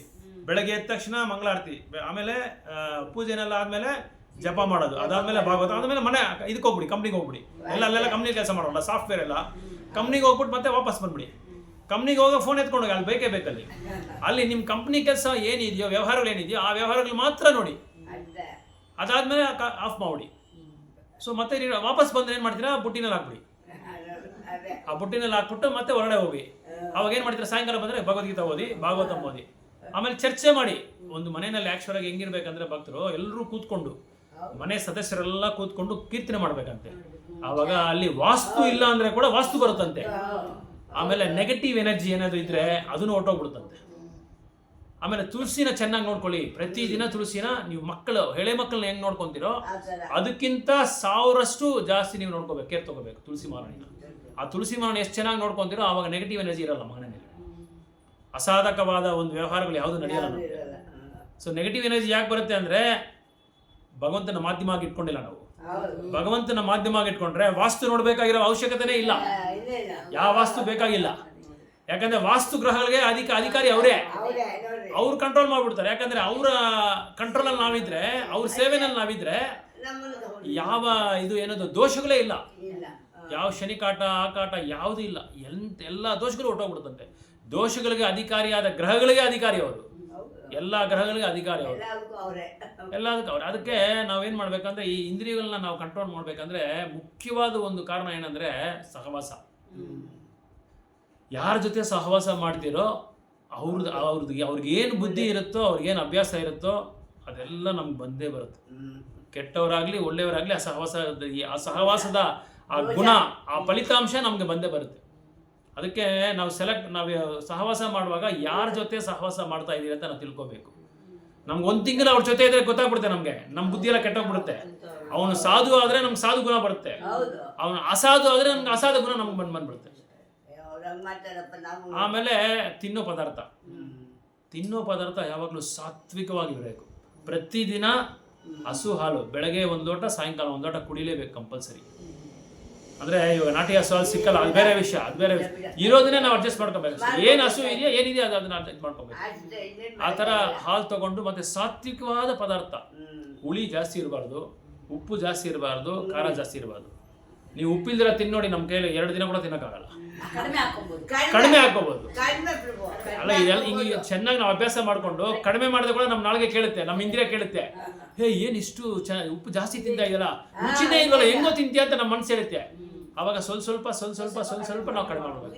ಆರೋಗ್ಯಕ್ಕೂ ಒಳ್ಳೇದು, ಆರೋಗ್ಯಕ್ಕೂ ಒಳ್ಳೇದು, ಮತ್ತೆ ಭಕ್ತಿಗೆ ತುಂಬಾ ಒಳ್ಳೇದು. ಹುಳಿ, ಉಪ್ಪು, ಖಾರ ಇದೆಲ್ಲ ತುಂಬಾ ಒಳ್ಳೇದು. ಇದೆಲ್ಲ ಎಷ್ಟು ಕಡಿಮೆ ಇದೆ ಅಷ್ಟು ಕಡಿಮೆ. ಆಮೇಲೆ ಕಾಮ ಇದ್ರೆ ಕೋಪ ಬರೋದು. ಕಾಮಯೇಶ ಕ್ರೋಧೇಶ ರಜೋಗುಣ ಸಮುದ್ಭವ. ರಜೋಗುಣ ಹೆಂಗ್ ಬರುತ್ತೆ? ಕಾಮದಿಂದ. ಕಾಮ ಯಾವಾಗ ಆಸೆ ನಮ್ಗೆ ಇರುತ್ತೋ ಆ ಆಸೆ ಏನಾಗುತ್ತೆ, ಆಸೆನ ನಾವು ಪಡೆದೇ ಇದ್ರೆ ಏನಾಗುತ್ತೆ, ನಮ್ಗೆ ಕೋಪ ಬರುತ್ತೆ. ಆವಾಗ ರಜೋಗುಣ ಜಾಸ್ತಿ ಆಗುತ್ತೆ. ಅವಾಗ ನಮ್ಮ ಏನಾಗ್ಬಿಡುತ್ತೆ, ನಮ್ಮ ಬುದ್ಧಿ ಎಲ್ಲ ಮಾಯ ಅಪಕ್ರ ಇದು ಮಾಡ್ಕೊಳುತ್ತೆ, ಎಳ್ಕೊಂಡ್ಬಿಡುತ್ತೆ. ಅದು ಇದು ಏನೋ ಮಾಡುತ್ತೆ, ಅದು ನಮ್ಮ ಬುದ್ಧಿನೆಲ್ಲ ತೊಗೊಂಡ್ಬಿಡುತ್ತೆ ಅದು. ಯಾಕಂದರೆ ನಮಗೆ ರಜೋಗುಣದಲ್ಲಿರುವಾಗ, ತಮ್ಮ ಗುಣದಲ್ಲಿರುವಾಗ ಯಾವ ಥರ ನಮಗೆ ತೀರ್ಮಾನ ಮಾಡಬೇಕು ಅಂತ ನಮ್ಗೆ ಗೊತ್ತಾಗಲ್ಲ, ಯೋಚನೆ ಬರಲ್ಲ. ನಮಗೆ ನಮ್ಮ ಬುದ್ಧಿ ಕೆಟ್ಟೋಗ್ಬಿಡುತ್ತೆ. ಅವಾಗ ಸಡನ್ನಾಗಿ ನಮ್ಮ ಟೆನ್ಷನ್ ಆಗ್ಬಿಟ್ಟು ನಾವೇನು ಮಾಡ್ತೀರಿ, ಏನು ಮಾಡ್ಬೇಕಂತ ತೋಚಲ್ಲ, ಏನೇನೋ ಮಾಡ್ಬಿಡ್ತೀವಿ, ನಮಗೆ ಗೊತ್ತಾಗಲ್ಲ, ಏನೇನೋ ಮಾಡ್ಬಿಡ್ತೀವಿ. ನೆನ್ನೆ ಒಂದು ವಿಡಿಯೋ ನೋಡಿದೆ, ಒಬ್ಬ ಹೌಸ್ ವೈಫ್ ಮನೆಯಲ್ಲಿ ಇದು ಫ್ಯಾಮಿಲಿ ಮೇಂಟೈನ್ ಮಾಡ್ಕೊಂಡಿದ್ದಾಳೆ. ಅವಳು ದೊಡ್ಡ ನಾಯಿನ ಸಾಕಿದ್ದಾಳೆ. ದೊಡ್ಡ ನಾಯಿನ ಸಾಕ್ಬಿಟ್ಟು ಇಂದ್ರಿಯ ಭೋಗ ಹೆಂಗಿದೆ ಅಂತ ನೋಡಿ. ಆ ನಾಯಿನ ದೊಡ್ಡ ನಾಯಿನ ಸಾಕ್ಬಿಟ್ಟು ಮೇಲೆ ಟೆರೆಸ್ ಮೇಲೆ ಕರ್ಕೊಂಡು ಹೋಗಿದ್ದಾಳೆ, ಬಿಸಿಲು ಮನಸ್ಸಲ್ಲಿ ಕರ್ಕೊಂಡೋಗಿ ಬಿಸಿಲಲ್ಲಿ ಕೂತ್ಕೊಂಡಿದ್ದಾಳೆ. ಆ ನಾಯಿನ ಕೇಳ್ತಾ ಇದ್ದಾಳೆ, ಬಿಸಿಲು ಜಾಸ್ತಿನಾ ನಿನಗೆ? ನಾಯಿನ ಕೇಳ್ತಾ ಇದ್ದಾಳೆ, ತುಂಬಾ ಬಿಸಿಲಿದೆಯಾ, ತುಂಬಾ ಬಿಸಿಲಿದೆಯಾ, ಬಾ ನಿನ್ನೆ ಕರ್ಕೊಂಡು ಹೋಗ್ತೀನಿ ಅಂತ ಹೇಳ್ಬಿಟ್ಟು ಆ ನಾಯಿ ಈ ಮಗು ನಾನು ಎತ್ಕೋ ಅಂತ ಹೇಳಿದ್ರು ನೋಡಿ, ಆ ಥರ ಎತ್ಕೋ ಅಂತ ಹೇಳಿದ್ರೆ ನಾಯಿ. ಆ ದೊಡ್ಡ ನಾಯಿಗಿಂತ ಆ ಅಮ್ಮನಿಗಿಂತ ನಾಯಿ ಅಷ್ಟು ಎತ್ತರ ಇದೆ. ಅವಳು ಆ ನಾಯಿನ ಎತ್ಕೊಂಡು ಕೆಳಗಡೆ ಇಳಿದ್ಬಿಟ್ಟು ಆಮೇಲೆ ಕೆಳಗಡೆ ಇಳಿದ ಮೇಲೆ ಸುಸ್ತಾಗೋಯ್ತಪ್ಪ ಅಂತ ಕೆಳಗಡೆ ಇಳಿಸಿದ್ರೆ ಆ ನಾಯಿಗೊಂದು ಮುತ್ತು ಕೊಟ್ಟು, ಇನ್ನ ಏನೇನಿದೆ ಅಂದ್ರೆ ನಾಯಿನ ಪಕ್ಕದಲ್ಲಿ ಕೂಡ ಮಲಗಿಸ್ಕೊಂತಾರೆ. ನೀವು ನೋಡಿದ್ರೆ ಇಲ್ಲ ಗೊತ್ತಿಲ್ಲ, ಅಷ್ಟೊಂದು ಆಸಕ್ತಿ ಇದೆ ನಾಯಿಗಳ ಮೇಲೆ. ಅದೇ ಪ್ರಭುಪಾದರು ಒಂದ್ಸಲ ಹೋದ್ರು ಇದಕ್ಕೆ, ಅಮೇರಿಕನ್ ಅವ್ರು ಹೇಳಿದ್ರಂತೆ, ನಿಮ್ಮ ದೇಶದಲ್ಲಿ ನಾಯಿಗೆ ಎಷ್ಟು ನೀವು ಇದು ಮಾಡ್ತೀರೋ, ಸೇವೆ ಮಾಡ್ತೀರೋ, ನಮ್ಮ ದೇಶದಲ್ಲಿ ಪವಿತ್ರವಾದ ಹಸುಗೆ ನಾವು ಅಷ್ಟೊಂದು ಬೆಲೆ ಕೊಡ್ತೀವಿ. ಅದೇ ಪ್ರಭುಪಾದರು ಏನ್ ಹೇಳಿದ್ರೆ, ಈ ನಾಯಿನ ನೀವು ಸಾಕಕ್ ಬದಲು ಹಸುಗಳನ್ನ ಇಟ್ಕೊಂಡು ಹಸು ಸೇವೆ ಮಾಡಿ, ಗೋ ಸೇವೆ ಮಾಡಿದ್ರೆ ಕೃಷ್ಣನಿಗೆ ತುಂಬಾ ಪ್ರೀತಿಕರವಾದ, ಹಿತಕರವಾದ. ಗೋ ಬ್ರಾಹ್ಮಣ ಹಿತಾಯಚ. ಹಸುಗಳ ಮತ್ತೆ ಬ್ರಾಹ್ಮಣನ ನೋಡಿದೆ ಕೃಷ್ಣನಿಗೆ ತುಂಬಾ ಇಷ್ಟ. ಅದಕ್ಕೆ ನಾವು ಆಫರಿಂಗ್ ಮಂತ್ರ ಅದೇ ಹೇಳೋದು, ನಮೋ ಬ್ರಾಹ್ಮಣ ದೇವಾಯ ಗೋ ಬ್ರಾಹ್ಮಣ ಹಿತಾಯಚೆ ಜಗತ್ ಹಿತಾಯ ಕೃಷ್ಣಾಯ ಗೋವಿಂದಾಯ ನಮೋ ನಮಃ. ಈ ಮಂತ್ರ ಹೇಳ್ತೀವಿ ನಾವು. ಅದಕ್ಕೆ ಈ ಮಂತ್ರ ಹೇಳೋದೇನಂದ್ರೆ ಕೃಷ್ಣನಿಗೆ ತುಂಬಾ ಪ್ರೀತಿಕರವಾದವರು, ಹಿತಕರವಾದವರು. ಈ ಥರ ಎಷ್ಟು ನಾವು ಇಂದ್ರಿಯಗಳನ್ನ ನಿಯಂತ್ರಣ ಮಾಡ್ಕೊಳ್ಳೋಕ್ಕೆ ಪ್ರಯತ್ನ ಪಡ್ತೀರೋ, ಆವಾಗ ಇಂದ್ರಿಯಗಳನ್ನ ಇನ್ನೊಂದು ಕಂಟ್ರೋಲ್ ಮಾಡೋಕ್ಕಾಗಲ್ಲ ಯಾರ ಕೈಲಿ. ಅದೇ ಅರ್ಜುನ ಹೇಳ್ತಾನೆ ಕೃಷ್ಣ ಹತ್ರ, ಕೃಷ್ಣ ನಾನು ಗಾಳಿನ ಬೇಕಾದ್ರೆ ನಾನು ಕಂಟ್ರೋಲ್ ಮಾಡ್ತೀನಿ, ಗಾಳಿನ ಬೇಕಾದ್ರೆ ನಾನು ನಿಯಂತ್ರಣ ಮಾಡ್ತೀನಿ, ಆದರೆ ಈ ಇಂದ್ರಿಯನ ಮಾತ್ರ ನಾನು ಕಂಟ್ರೋಲ್ ಮಾಡೋಕ್ಕಾಗಲ್ಲ, ಈ ಮನಸ್ಸನ್ನು ಕಂಟ್ರೋಲ್ ಮಾಡೋಕ್ಕಾಗಲ್ಲ, ಮನಸ್ಸು ಇಂದ್ರಿಯಗಳನ್ನ ನಾನು ಕಂಟ್ರೋಲ್ ಮಾಡೋಕ್ಕಾಗಲ್ಲ. ಅದಕ್ಕೆ ಏನು ಮಾಡಬೇಕು ಅಂತ ಕೇಳ್ತಾರೆ. ಅದಕ್ಕೆ ಕೃಷ್ಣ ಹೇಳ್ತಾರೆ 6ನೇ ಅಧ್ಯಾಯದಲ್ಲಿ, ಅಭ್ಯಾಸ ಯೋಗಯುಕ್ತೇನ ಚೇತಸ ನಾಣ್ಯಗಾಮಿನ ಅಂತ ಹೇಳ್ತಾರೆ. ನೀನು ಅಭ್ಯಾಸ ಮಾಡು. ಆಕ್ಚುಲಾಗಿ ಯಾರ ಕೈಯಲ್ಲಿ ಮಾಡೋಕ್ಕಾಗಲ್ಲ, ಇಂದ್ರಿಯಗಳನ್ನ ಕಂಟ್ರೋಲ್ ಮಾಡೋಕ್ಕೆ ಆಗಲ್ಲ. ಎಷ್ಟು ಭಕ್ತಿ, ಇಂದ್ರಿಯಗಳನ್ನ ಭಕ್ತಿ ಸೇವೆನಲ್ಲಿ ನಾವು ಮರಳಿಸ್ಬೇಕು ಅಷ್ಟೇ. ಆವಾಗ ಕಂಟ್ರೋಲ್ ಮಾಡೋ ಅವಶ್ಯಕತೆನೇ ಇಲ್ಲ. ನಮ್ಮ ಕಣ್ಣು ಏನ್ ಮಾಡ್ಬೇಕು, ಅಂಬರೀಷ್ ಮಹಾರಾಜ್ ನಾವು ಓದಿದಿರಲ್ಲ, ಭಗವಂತನ ರೂಪ ನೋಡ್ಬೇಕು, ಶ್ರವಣ ಮಾಡ್ಬೇಕು, ಕಿವಿ ಭಗವಂತನ ಬಗ್ಗೆ ಗುಣಗಾನ ಮಾಡ್ಕೊಂಡು ಕೇಳಬೇಕು, ಭಕ್ತರ ಹತ್ರ ಕೇಳಬೇಕು, ಸತ್ಸಂಗ ಮಾಡ್ಕೊಂಡು. ಕೀರ್ತನೆ ಮಾಡ್ಬೇಕು. ನಾಲಿಗೆ ಏನಿಗಿರೋದು ಭಗವಂತನ ಗುಣಗಾನ ಮಾಡಬೇಕು. ಮಾಡಕ್ಕೆ. ಪ್ರಸಾದ ತಗೋಬಹುದು. ಚರ್ಮ ತುಳಸಿನ ಟಚ್ ಮಾಡ್ಬೋದು, ಸ್ಪರ್ಶ ಮಾಡಬೇಕು. ಭಕ್ತರನ್ನ ಸ್ಪರ್ಶ ಮಾಡ್ಬೋದು. ಭಕ್ತರು ಪ್ರಭುಜಿಸ್ ಮಾದಾಜಿನ ಸ್ಪರ್ಶ ಮಾಡ್ಬೋದು. ಆಲಿಂಗನ. ಆಮೇಲೆ ಕಾಲ್ ಆಲಿಂಗನ. ಆಮೇಲೆ ಪಾದ ಏನಿದೆ, ಎಲ್ಲಿ ವಿಷ್ಣು ಆಲಯ ಇದೆಯೋ ಅಲ್ಲೆಲ್ಲ ಹೋಗಿ ನಡ್ಕೊಂಡು ಹೋಗಿ ಭಗವಂತನ ಸೇವೆ ಮಾಡ್ಕೋಬಹುದು. ಆಮೇಲೆ ಹಸ್ತಗಳೇನಿದೆ, ಮಂದಿರ ಮಾರ್ಜನಾದು ಯುಕ್ತಶ ಭಕ್ತಂ ಶರಣೆಂದು ಜೋಪಿ. ಮಂದಿರ ಅಲ್ಲ, ಮಂದಿರ ಟೆಂಪಲ್ ಅಲ್ಲಿ ಮಾರ್ಜನಾದು ಎಲ್ಲ ಕ್ಲೀನ್ ಮಾಡೋದು, ಗುಡಿಸೋದು ಮತ್ತೆ ಒರೆಸೋದು, ಕ್ಲೀನ್ ಮಾಡೋದು, ದೇವಸ್ಥಾನಕ್ಕೆ ಹೋಗಿ ಈ ತರ ಎಲ್ಲ ಮಾಡ್ಬೋದು. ಈಗೆಲ್ಲ ಮಾಡ್ತಾ ಮಾಡ್ತಾ ಮಾಡ್ತಾ ಏನಾಗುತ್ತೆ, ನಮ್ಮ ಇಂದ್ರಿಯಗಳು, ನಾವು ಆ ಇಂದ್ರಿಯಗಳಿಗೋಸ್ಕರ ಸೆಪರೇಟ್ ಆಗಿ ಕಂಟ್ರೋಲ್ ಮಾಡೋ ಅವಶ್ಯಕತೆ ಇಲ್ಲ, ನಿಯಂತ್ರಣ ಮಾಡೋ ಅವಶ್ಯಕತೆ ಇಲ್ಲ. ಅದಾಗ ಅದೇ ಕಂಟ್ರೋಲ್ ಆಗ್ಬಿಡುತ್ತೆ.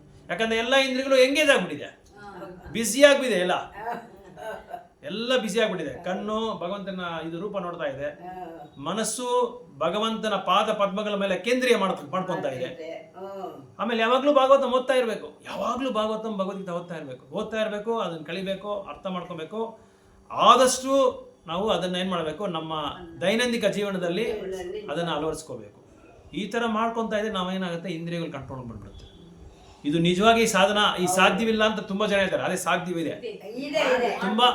ತುಂಬಾ ಜನ ಪ್ರಾಕ್ಟೀಸ್ ಮಾಡ್ತಾ ಇದ್ದಾರೆ ಇದನ್ನ. ನಮ್ಮ ಇದರಲ್ಲೇ ಕೇಂದ್ರದಲ್ಲೇ ತುಂಬಾ ಜನ ಪ್ರಾಕ್ಟೀಸ್ ಮಾಡಿ ಅದನ್ನ ನಿಜವಾಗಿ ಎಷ್ಟೋ ಕೆಟ್ಟ ಅಭ್ಯಾಸಗಳೆಲ್ಲ ಬಿಟ್ಬಿಟ್ಟಿದ್ದಾರೆ. ಡ್ರಗ್ಸ್ ತಗೊಳ್ಳೋರೆಲ್ಲ ಎಷ್ಟೋ ಜನ ಸ್ಟಾಪ್ ಮಾಡ್ಬಿಟ್ಟಿದ್ದಾರೆ.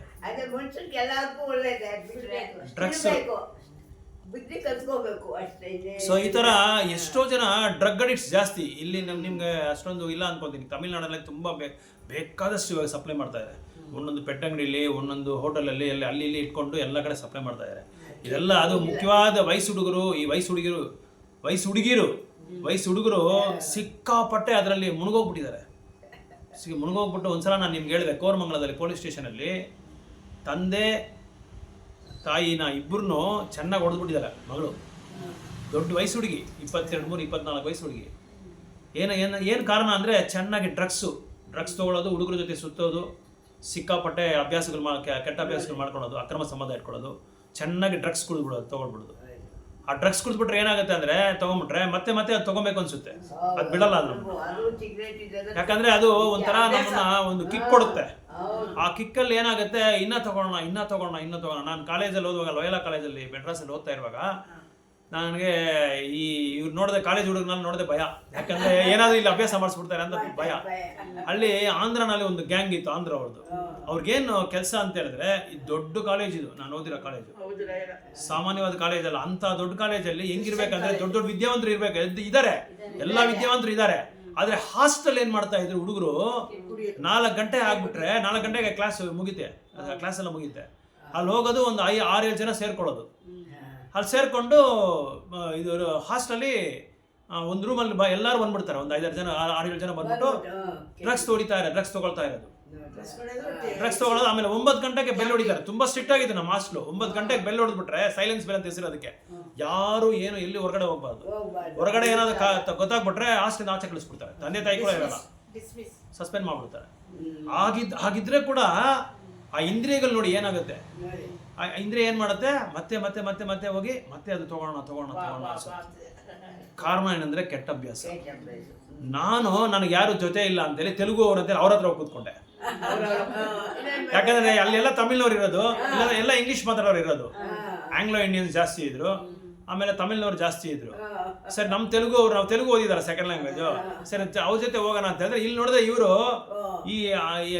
ಇಂಥ ಕಂತ್ರಿ ಕೆಲಸಗಳು ಮಾಡ್ಕೊಂಡು ಕೂತ್ಕೊಂಡವ್ರೆ. ಆಮೇಲೆ 1ನೇ ದಿನ 2ನೇ ದಿನ ನೋಡಿದೆ, 3ನೇ ದಿನ ಬರ್ದೇ ಇದ್ರೆ ಒಬ್ಬನ ಹುಡುಗನ ಕಳಿಸ್ಬಿಟ್ಟು, ಏನ್ చేస్తా ಮಾಡಿ ಪಿಚ್ಕೊರ ಅವನ್ನೇ ಅಂತ ಹೇಳ್ತಾರೆ. ಆಮೇಲೆ ಹೋಗ್ಬಿಟ್ಟು, ನನಗೆ ಸ್ವಲ್ಪ ಓದೋದು ಜಾಸ್ತಿ ಇದೆ ಅಂತ ಹೇಳ್ಬಿಟ್ಟು ನಮ್ಮ ಮೆತ್ತಿಗೆ ತಪ್ಪಿಸ್ಕೊಂಡು ಬೇರೆ ಬ್ಲಾಕ್ ಹೊರಟೋಗ್ಬಿಟ್ಟೆ. ಬ್ಲಾಕ್ ಸಿಸ್ಟಮ್ ಅಲ್ಲೆಲ್ಲ ಒಂದೊಂದು ಬ್ಲಾಕ್ ಅಲ್ಲಿ 10 ರೂಮ್ ಇರುತ್ತೆ. ಸೊ ಅದೇ ನಾನು ಫಸ್ಟ್ ಟೈಮ್ ಕಾಲೇಜಿಗೆ ಹೋಗಿದ್ದು. ಸರಿ, ಇನ್ನೊಂದು ಏನ್ ಮಾಡ್ತಾ ಇದ್ರೆ ಅಂದ್ರೆ, ಹೊಸದಾಗಿ ಹುಡುಗರು ಬಂದ್ಬಿಟ್ರೆ ಅವ್ರಿಗೆ ಡ್ರಗ್ಸ್ ಕೊಟ್ಟು ಅಭ್ಯಾಸ ಮಾಡಿಸ್ತಾ ಇದ್ರು. ಮಾಡದೇ ಇದ್ರೆ ಅವ್ರನ್ನ ಇದು ಮಾಡೋದು, ಚಿತ್ರಹಿಂಸೆ ಮಾಡೋದು, ಟಾರ್ಚರ್ ಮಾಡೋದು, ಈ ತರ ರ್ಯಾಗ್ ಮಾಡೋದು, ಈ ತರ ಎಲ್ಲ ಮಾಡ್ತಾ ಇದ್ರು. ಸೊ ಹೀಗೆ ಇಲ್ಲಿ ಈಗ ಈ ಕಲಿಯುಗದಲ್ಲಿ ಏನಾಗ್ಬಿಟ್ಟಿದೆ ಅಂದ್ರೆ, ಪ್ರಭುಪಾದರು ಅದೇ ಹೇಳ್ತಾರೆ, ಹುಡುಗರು ಬಂದು ಒಂದೇ ಕಡೆ ಮಾತ್ರ ವಿದ್ಯಾಭ್ಯಾಸ ಮಾಡಿಸ್ಬಾರ್ದಂತೆ, ಮಿಕ್ಸ್ ಆಗ್ಬಾರ್ದಂತೆ. ಈ ಕಾರಣ ಇದೇ ಕಾರಣ ಅಂತ.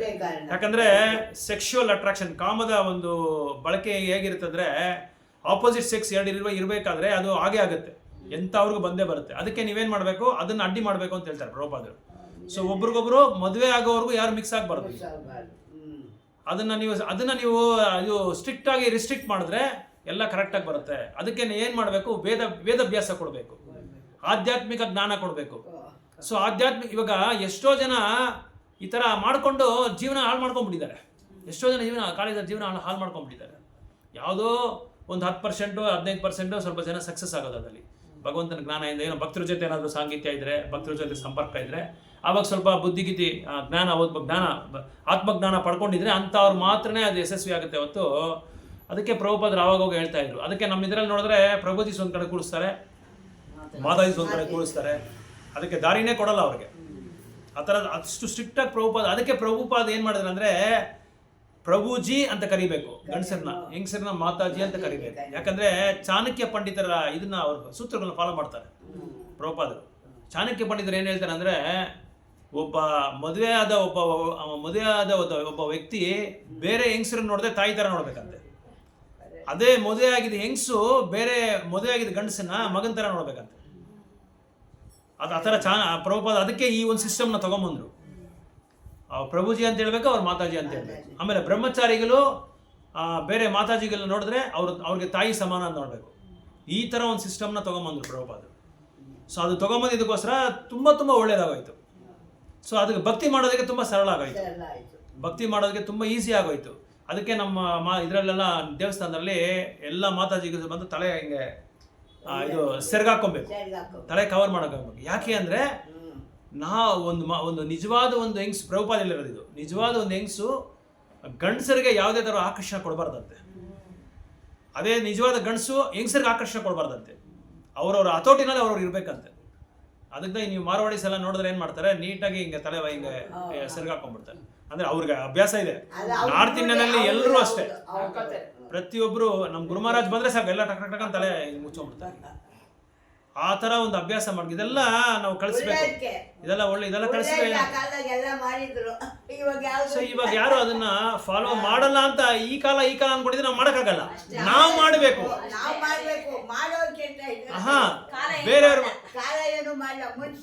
ಬೇರೆಯವ್ರ ಬಗ್ಗೆ ನಾವು ಚಿಂತೆ ಮಾಡಬಾರ್ದು. ಫಸ್ಟು ನನ್ನ ಮನೆಯಲ್ಲಿ ಬೆಂಕಿ ಅಂಟ್ಕೊಂಡಿದೆ, ಅದನ್ನ ನಾನು ಆರಿಸ್ಬೇಕು. ಬೇರೆಯವ್ರ ಮನೇಲಿ ಬೆಂಕಿ ಇದೆಯಾ ಅಂತ ನೋಡಬಾರದು. ಈ ಕಾಲದಲ್ಲಿ ಮಾಡಲ್ಲ, ಯಾರು ಮಾಡಲ್ಲ. ನಮಗ್ ಬೇಕಾ ನಾವು ಮಾಡ್ಕೋಬೇಕು. ನಮಗ್ ಬೇಕಾ ನಾವು ಭಗವಂತ ಹತ್ರ ಹೋಗ್ಬೇಕಾ, ನಮ್ಗೆ ನಿಜವಾದ ಭಕ್ತಿ ನಾವು ತೀವ್ರತೆ ಇದ್ದೀನಾ. ಇವಾಗ ಒಂದು ಸೀರಿಯಸ್ ಸ್ಟೂಡೆಂಟ್ ವಿದ್ಯಾರ್ಥಿ ಏನ್ ಮಾಡ್ತಾನೆ, ಎಕ್ಸಾಮ್ಸ್ ಅಲ್ಲಿ ಪಾಸ್ ಮಾಡ್ಬೇಕು. ನೀಟ್ ಎಕ್ಸಾಮ್ ಬರೀತಾನೆ. ಏನ್ ಮಾಡ್ತಾನೆ, ನೀಟ್ ಎಕ್ಸಾಮ್ ಬರೆಯೋನು ಅಲ್ಲಿ ಇಲ್ಲಿ ಅಳ್ಕೊಂಡೆಲ್ಲ ಕೂತ್ಕೊಂಡಿರಲ್ಲ. ಅವನೇನ್ ಮಾಡ್ತಾನೆ, ಯಾವಾಗ್ಲೂ ಅದ್ರ ಬಗ್ಗೆನೇ ಕಾನ್ಸಂಟ್ರೇಷನ್ ಮಾಡ್ತಾನೆ. ಬೇರೆದ್ರ ಬಗ್ಗೆ ಯಾರ ಕದ್ರೂ ಹೋಗಲ್ಲ. ನಮ್ಮ ಫ್ರೆಂಡ್ ಮಗಳು ಒಬ್ಳಿದ್ದಾಳೆ, ಅವಳೀಗ ಇದು ಪ್ಯಾಥಾಲಜಿ MS ಪ್ಯಾಥಾಲಜಿ ಮುಗಿಸ್ಬಿಟ್ಲು. ಈಗ ಅದು ಕಂಪ್ಲೀಟ್ ಮಾಡ್ಬಿಟ್ಟು ಏನು ಮಾಡಿದಲ್ಲ, ಈಗ ಹಾಸ್ಪಿಟಲ್ ಎಲ್ಲ ಸೇರ್ಕೊಂಡಿದ್ದಾರೆ ಡಾಕ್ಟ್ರಾಗೆ. ನಮ್ಮ ಫ್ರೆಂಡ್ಗೆ ಇನ್ನೊಬ್ಬ ಫ್ರೆಂಡ್ ಇದ್ದ. ಅವನು ಹೇಳ್ತಾ ಇದ್ದ ನನ್ನ హత్ర, చూడు సమయ మీ ఫ్రెండ్ కూతురు మీ ఫ్రెండ్ కానీ మీ ఫ్రెండ్ కూతురు కానీ మీ ఫ్రెండ్ పెండ్లాం కానీ ఎక్కడ వచ్చేలే వాళ్ళు, మేము పిలిస్తే కూడా వచ్చేలే, యాలప్ప ಅಂತ ಕೇಳಿದೆ. వాళ్ళ కూతురు నీట్ ఎగ్జామ్ రాస్తా ఉంది, వాళ్ళ కూతురు డాక్టర్ కావాలట. ಎಲ್ಲೋದ್ರೆ ಡಿಸ್ಟರ್ಬ್ ಆಗೇ ಆಗುತ್ತೆ. ಒಂದ್ ಕಡೆ ಒಂದ್ಸಲ ಹೋದ್ರೆ ರುಚಿ ಇಂದ್ರೆ ಏನ್ ಹೇಳುತ್ತೆ, ಮತ್ತೆ ಹೋಗೋಣ. ಎಲ್ಲಿ ಕಳ್ಸಿಲ್ಲಂತೆ ಅವ್ರು, ಎಲ್ಲಿ ಕಳ್ಸಿಲ್ಲ. ಯಾವ ಕಡೆ ಯಾವ ಮದುವೆಗೆ ಕಳ್ಸಿಲ್ಲ, ಯಾವ ಇದು ಬರ್ತ್ಡೇ ಕಳ್ಸಿಲ್ಲ, ಎಲ್ಲಿ ಕಳ್ಸಿರ ಕೊನೆಗೆ ಸಕ್ಸಸ್ ಆಗ್ಬಿಟ್ಲು, ಡಾಕ್ಟರ್ ಆಗ್ಬಿಟ್ಲು ಅವಳು. ಡಾಕ್ಟರ್ ಆಗಿ ಈಗ ಬೆಂಗಳೂರು ಹಾಸ್ಪಿಟ್ಲಲ್ಲಿ ಸೆಪರೇಟ್ ಕ್ಲಿನಿಕ್ ಇಟ್ಕೊಂಡಾರ ಬೆಂಗಳೂರಲ್ಲಿ. ಆ ಥರ ಅದೇ ಬುದ್ಧಿ, ಅದೇ ಒಂದು ಕಲ್ಚರು ನಾವು ಇದರಲ್ಲಿ ತೊಗೊಂಡ್ಬರ್ಬೇಕು. ಭಕ್ತಿ ಸೇವೆನಲ್ಲಿ ಆ ಥರ ನಾವು ಫಾಲೋ ಮಾಡಿದ್ರೆ, ಆಚರಣೆ ಮಾಡಿದ್ರೆ ನಮ್ಮ ಭಕ್ತಿ ಸೇವೆ ಕರೆಕ್ಟಾಗಿರುತ್ತೆ. ನಾವು ಮಾಡ್ತಾ ಇಲ್ಲ, ನಾವು ಎಲ್ಲರೂ ಮಾಡಲ್ಲ, ಅವರು ಮಾಡಲ್ಲ. ಈ ಕಾಲನೇ ಹಿಂಗೆ, ಆ ಕಾಲನೇ ಹಿಂಗೆ, ಕಾಲ ಹಂಗೆ ಇರುತ್ತೆ ಯಾವಾಗಲೂ. ನಾವು ಹಿಂಗೆ ಇರ್ತೀರ ಅಷ್ಟೇ, ನಾವು ಬದಲಾವಣೆ ಆಗಲ್ಲ. ನಾವು ಬದಲಾವಣೆ ಆಗಬೇಕು ಅಂದರೆ ನಮ್ಮಲ್ಲಿ ಏನಾದರೂ ನಾವು ಮುಂದುವರಿಕೆ ನೋಡಬೇಕು, ನಮ್ಮಲ್ಲಿ ನಾವೇನಾದರೂ ಪ್ರೋಗ್ರೆಸ್ ನೋಡಬೇಕು, ಏನಾದರೂ ಅಭಿವೃದ್ಧಿ ನೋಡಬೇಕು. ಈ ಥರ ಮಾಡಬೇಕು ಅಂತ ನಮಗೊಂದು ಇದು ಬರಬೇಕು, ನಮಗೊಂದು ಆಸೆ ಬರಬೇಕು, ಆಸಕ್ತಿ ಇರಬೇಕು. ಸೊ ನಾವು ಹೇಗಾದರೂ ನಮಗೊಂದು ಗಮ್ಯ ಇರಬೇಕು, ಭಗವಂತ ಹತ್ರ ಹೋಗ್ಲೇಬೇಕು. ಈ ಜನ್ಮದಲ್ಲೇ ನಾವು ಹೊಟ್ಟೋಗ್ಬೇಕು. ಭಗವಂತ ಪ್ರಭುಪಾದ ಅದೇ ಹೇಳ್ತಾರೆ, ಈ ಜನ್ಮದಲ್ಲೇ ನೀನು ಹೊಟ್ಟೋಗ್ಬೇಕು. ಇನ್ನೊಂದು ಜನ್ಮ ತಗೊಂಡ್ರೆ ಆ ಜನ್ಮ ಒಂದು ಜನ್ಮ ಅಲ್ಲ, ಮತ್ತೆ ನೀನು ತಗೊಂತಾ ಇರ್ಬೇಕಾಗತ್ತೆ. ಈ ಜನ್ಮದಲ್ಲೇ ನೀನು ಜಾಗ ಖಾಲಿ ಮಾಡ್ಬಿಡುತ್ತೆ. ಅದಕ್ಕೆ ಅದು ಇವರು ದಾಸರು ಅದೇ ಹೇಳೋದು, ಕಳ್ಳರ ಮನೆ ಇದು ಅಂತ ಹೇಳ್ತಾರೆ. ಇದು ಒಳ್ಳೆ ಮನೆ ಅಲ್ಲ, ಇದು ನಾವಿರೋ ಜಾಗ. ಈ ಭೌತಿಕ ಪ್ರಪಂಚ ಬಂದು ಕುಳ್ಳರು ಎಂತವರು ಸರಿಯಾದ ಎಲ್ಲರಿಗಿಂತ ಮೋಸವಾದವರು ಅವರೇ. ಕಳ್ಳರ ಮನೆ ಇದು ಅಂತ ಹೇಳ್ತಾರೆ. ಅದಕ್ಕೆ ಇದು ನಾವಿರೋ ಜಾಗ ಕಳ್ಳರ ಮನೆ. ಸೊ ಅದಕ್ಕೆ ಇಲ್ಲಿ ಭಕ್ತಿ ಸೇವೆ ಮಾಡೋಕ್ಕಾಗಲ್ಲ ನಾವು. ಅದಕ್ಕೆ ಇಲ್ಲಿ ಭಕ್ತಿ ಸೇವೆ ಮಾಡ್ಕೊಂಡು ನಾವೇನು ಮಾಡಬೇಕು, ಜಾಗ ಖಾಲಿ ಮಾಡ್ಕೊಂಡು ಭಗವಂತ ಹೋಗ್ಬೇಕು. ಅಲ್ಲಿದೆ ನಮ್ಮ ಮನೆ ಅಂತ ಹೇಳಿದ್ದಾರೆ. ಅಲ್ಲಿದೆ, ಅಲ್ಲಿ ನಿಮ್ಮ ಮನೆ ಅಲ್ಲಿದೆ, ಇಲ್ಲಿ ಇದಲ್ಲ. ಇಲ್ಲಿ ಬಂದೆ ಸುಮ್ಮನೆ, ಹೋಗುವಾಗ ಬೆತ್ತಲೆ ಬರುವಾಗ ಬೆತ್ತಲೆ, ನಡುವ ಕತ್ತಲೆ. ಸೊ ಎಲ್ಲಿ ಡ್ರಾಮಾ ಅಷ್ಟೇ, ನಾವು ಡ್ರಾಮಾಗೋಸ್ಕರ ಬಂದಿದ್ರೆ ಅಷ್ಟೇ. ಆ ಡ್ರಾಮಾದ ನಮ್ಮ ಪಾಠ ಮುಗಿದ ತಕ್ಷಣ, ರೋಲ್ ಮುಗಿದ ತಕ್ಷಣ ಹೋಗ್ತಾ ಇರ್ಬೇಕು. ಆ ಡ್ರಾಮಾ ಆಡುವಾಗ ನಾವು ಯಶಸ್ವಿ ಆಗ್ಬಿಡ್ಬೇಕು. ಮತ್ತೆ ಡ್ರಾಮಾ ಆಗ್ಬಾರ್ದು, ಅದು ಡ್ರಾಮಾ ಹಾಕೊಂಡೇ ಇರ್ಬೇಕಾಗ್ಬಾರುತ್ತೆ. ನಾಟಕ ಮಾಡ್ಕೊಂಡೇ ಇರ್ಬೇಕಾಗುತ್ತೆ. ನಾವು ಈಗ ನಾಟಕ ಮಾಡ್ಕೊಂಡೇ ಇದ್ದೀರಿ, ಎಷ್ಟೋ ಜನ್ಮಗಳು ತಗೊಂಡ್ಬಿಟ್ಟಿದ್ದೀರಿ. ಅರ್ಥ ಏನಂದ್ರೆ ನಾವು ನಾಟಕ ಮಾಡ್ಕೊಂಡೇ ಇದ್ದೀರಿ. ನಾಟಕ ಮಾಡೋರು ನಿಜವಾಗಿ ಮಾಡ್ತಾರ? ಅವರು ದುಡ್ಡುಗೋಸ್ಕರ ಮಾಡೋದು, ಯಶಸ್ಗೋಸ್ಕರ ಮಾಡ್ತಾರೆ ಅಷ್ಟೇ. ಸೊ ಇಲ್ಲಿ ನಾಟಕ ಮಾಡ್ಕೊಂಡು ಇರ್ಬೇಕಾಗುತ್ತೆ. ಅದಕ್ಕೆ ಇಲ್ಲಿ ಇರಬಾರ್ದು, ನಾವು ಅಲ್ಲಿ ಹೊಟ್ಟೋಗ್ಬೇಕು ಅಂತ ಹೇಳ್ತಾರೆ. ಸೊ ಅದಕ್ಕೆ ಈ ಮೆಟೀರಿಯಲ್ ಸೆನ್ಸ್ ಪ್ಲೆಜರ್ಸ್, ಈ ಭೌತಿಕ ಇಂದ್ರಿಯ ಆಸೆಗಳನ್ನ ನಾವು ಕಂಟ್ರೋಲ್ ಮಾಡ್ಕೊಬೇಕು. ರಮಂತೆ ಯೋಗಿನೋ ನಂತೆ ಸತ್ಯಾನಂದ ಚಿದಾತ್ಮನಿ, ಈ ಪದ್ಮಪುರಾಣದಲ್ಲಿ ಹೇಳಿದ್ದಾರೆ ನೋಡಿ. The mystics derive unlimited transcendental pressures from the absolute truth. ತುಂಬ ಜನ ಏನೇನು ಗೊತ್ತಿರೋದು, ಯಾವಾಗಲೂ ಭಕ್ತಿ, ಯಾವಾಗಲೂ ಆಧ್ಯಾತ್ಮಿಕ ಜೀವನ ಅಂತ ನೀವು ಮುಳುಗೋಗ್ಬಿಟ್ಟಿದ್ರೆ ನಿಮ್ಗೆ ಏನಂತ ಸಂತೋಷ ಇದೆ ಅಂತ ಕೇಳಿದ್ರು.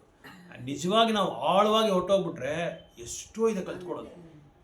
ಎಷ್ಟೋ ನಮ್ಗೆ ಇದೆಲ್ಲ ಈಗ ನೋಡಿ, ಒಂದು ಕಲ್ಪಗೆ ಯಾರನ್ನ ಕೇಳಿ ಯಾರಿಗೇನು ಗೊತ್ತಾಗಲ್ಲ ಅದ್ರ ಬಗ್ಗೆ. ಬ್ರಹ್ಮಗೆ ಇಷ್ಟು ಆಯುಸ್ಸಿದೆಯಾ, ಇಷ್ಟು ದೀರ್ಘ, ಬ್ರಹ್ಮನಿಗೆ ಮರಣ ಇದೆಯಾ ಅಂತ ಕೂಡ ಕೇಳ್ತಾರೆ. ಎಷ್ಟೋ ಜನ ಗೊತ್ತಿಲ್ಲ. ಎಷ್ಟೋ ಇದೆ ಇದ್ರಲ್ಲಿ ಕಲ್ತ್ಕೊಳ್ಳೋದು, ಎಷ್ಟೋ ಇದೆ ಭಕ್ತಿ ಸೇವೆಯಲ್ಲಿ, ತುಂಬಾ ಇದೆ ಇದರಲ್ಲಿ. ಅದಕ್ಕೆ ಇದು ಬರೀ ಹರೇ ಕೃಷ್ಣ ಮಂತ್ರ ಮಾತ್ರ ಅಂತ ತಿಳ್ಕೊಂಡ್ಬಿಟ್ಟಿದ್ದಾರೆ.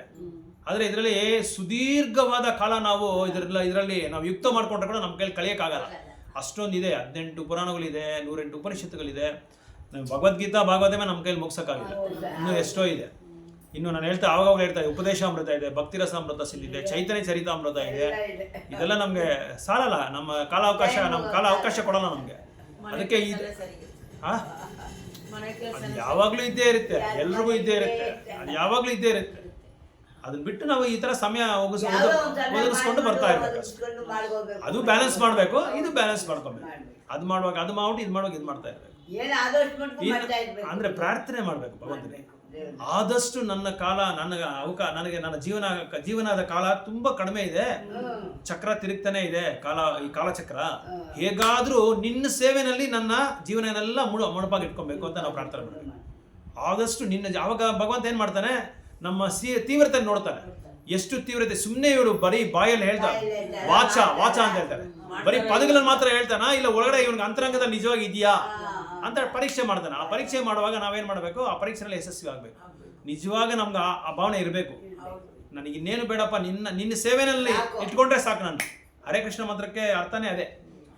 ಹರೇ ಕೃಷ್ಣ ಮಂತ್ರಕ್ಕೆ ಅರ್ಥ ಏನಂದ್ರೆ ಪ್ರಾರ್ಥನೆ, ಅದು ಒಂದು ಪ್ರೇಯರ್. ಅದು ಕೃಷ್ಣ ರಾಧಾರಾಣಿ ನಾವು ಕೇಳ್ತಾ ಇದೀವಿ. ಹರೇ ಅಂದ್ರೆ ರಾಧಾರಾಣಿ, ತಾಯಿ, ನನ್ನ ಪ್ರಿಯವಾದ ತಾಯಿ, ಹೇಗಾದ್ರೂ ತಂದೆ ಸೇವೆನಲ್ಲಿ ನನ್ನ ಈಡ್ಪಡಿಸು, ನನ್ನ ಯುಕ್ತ ಮಾಡು.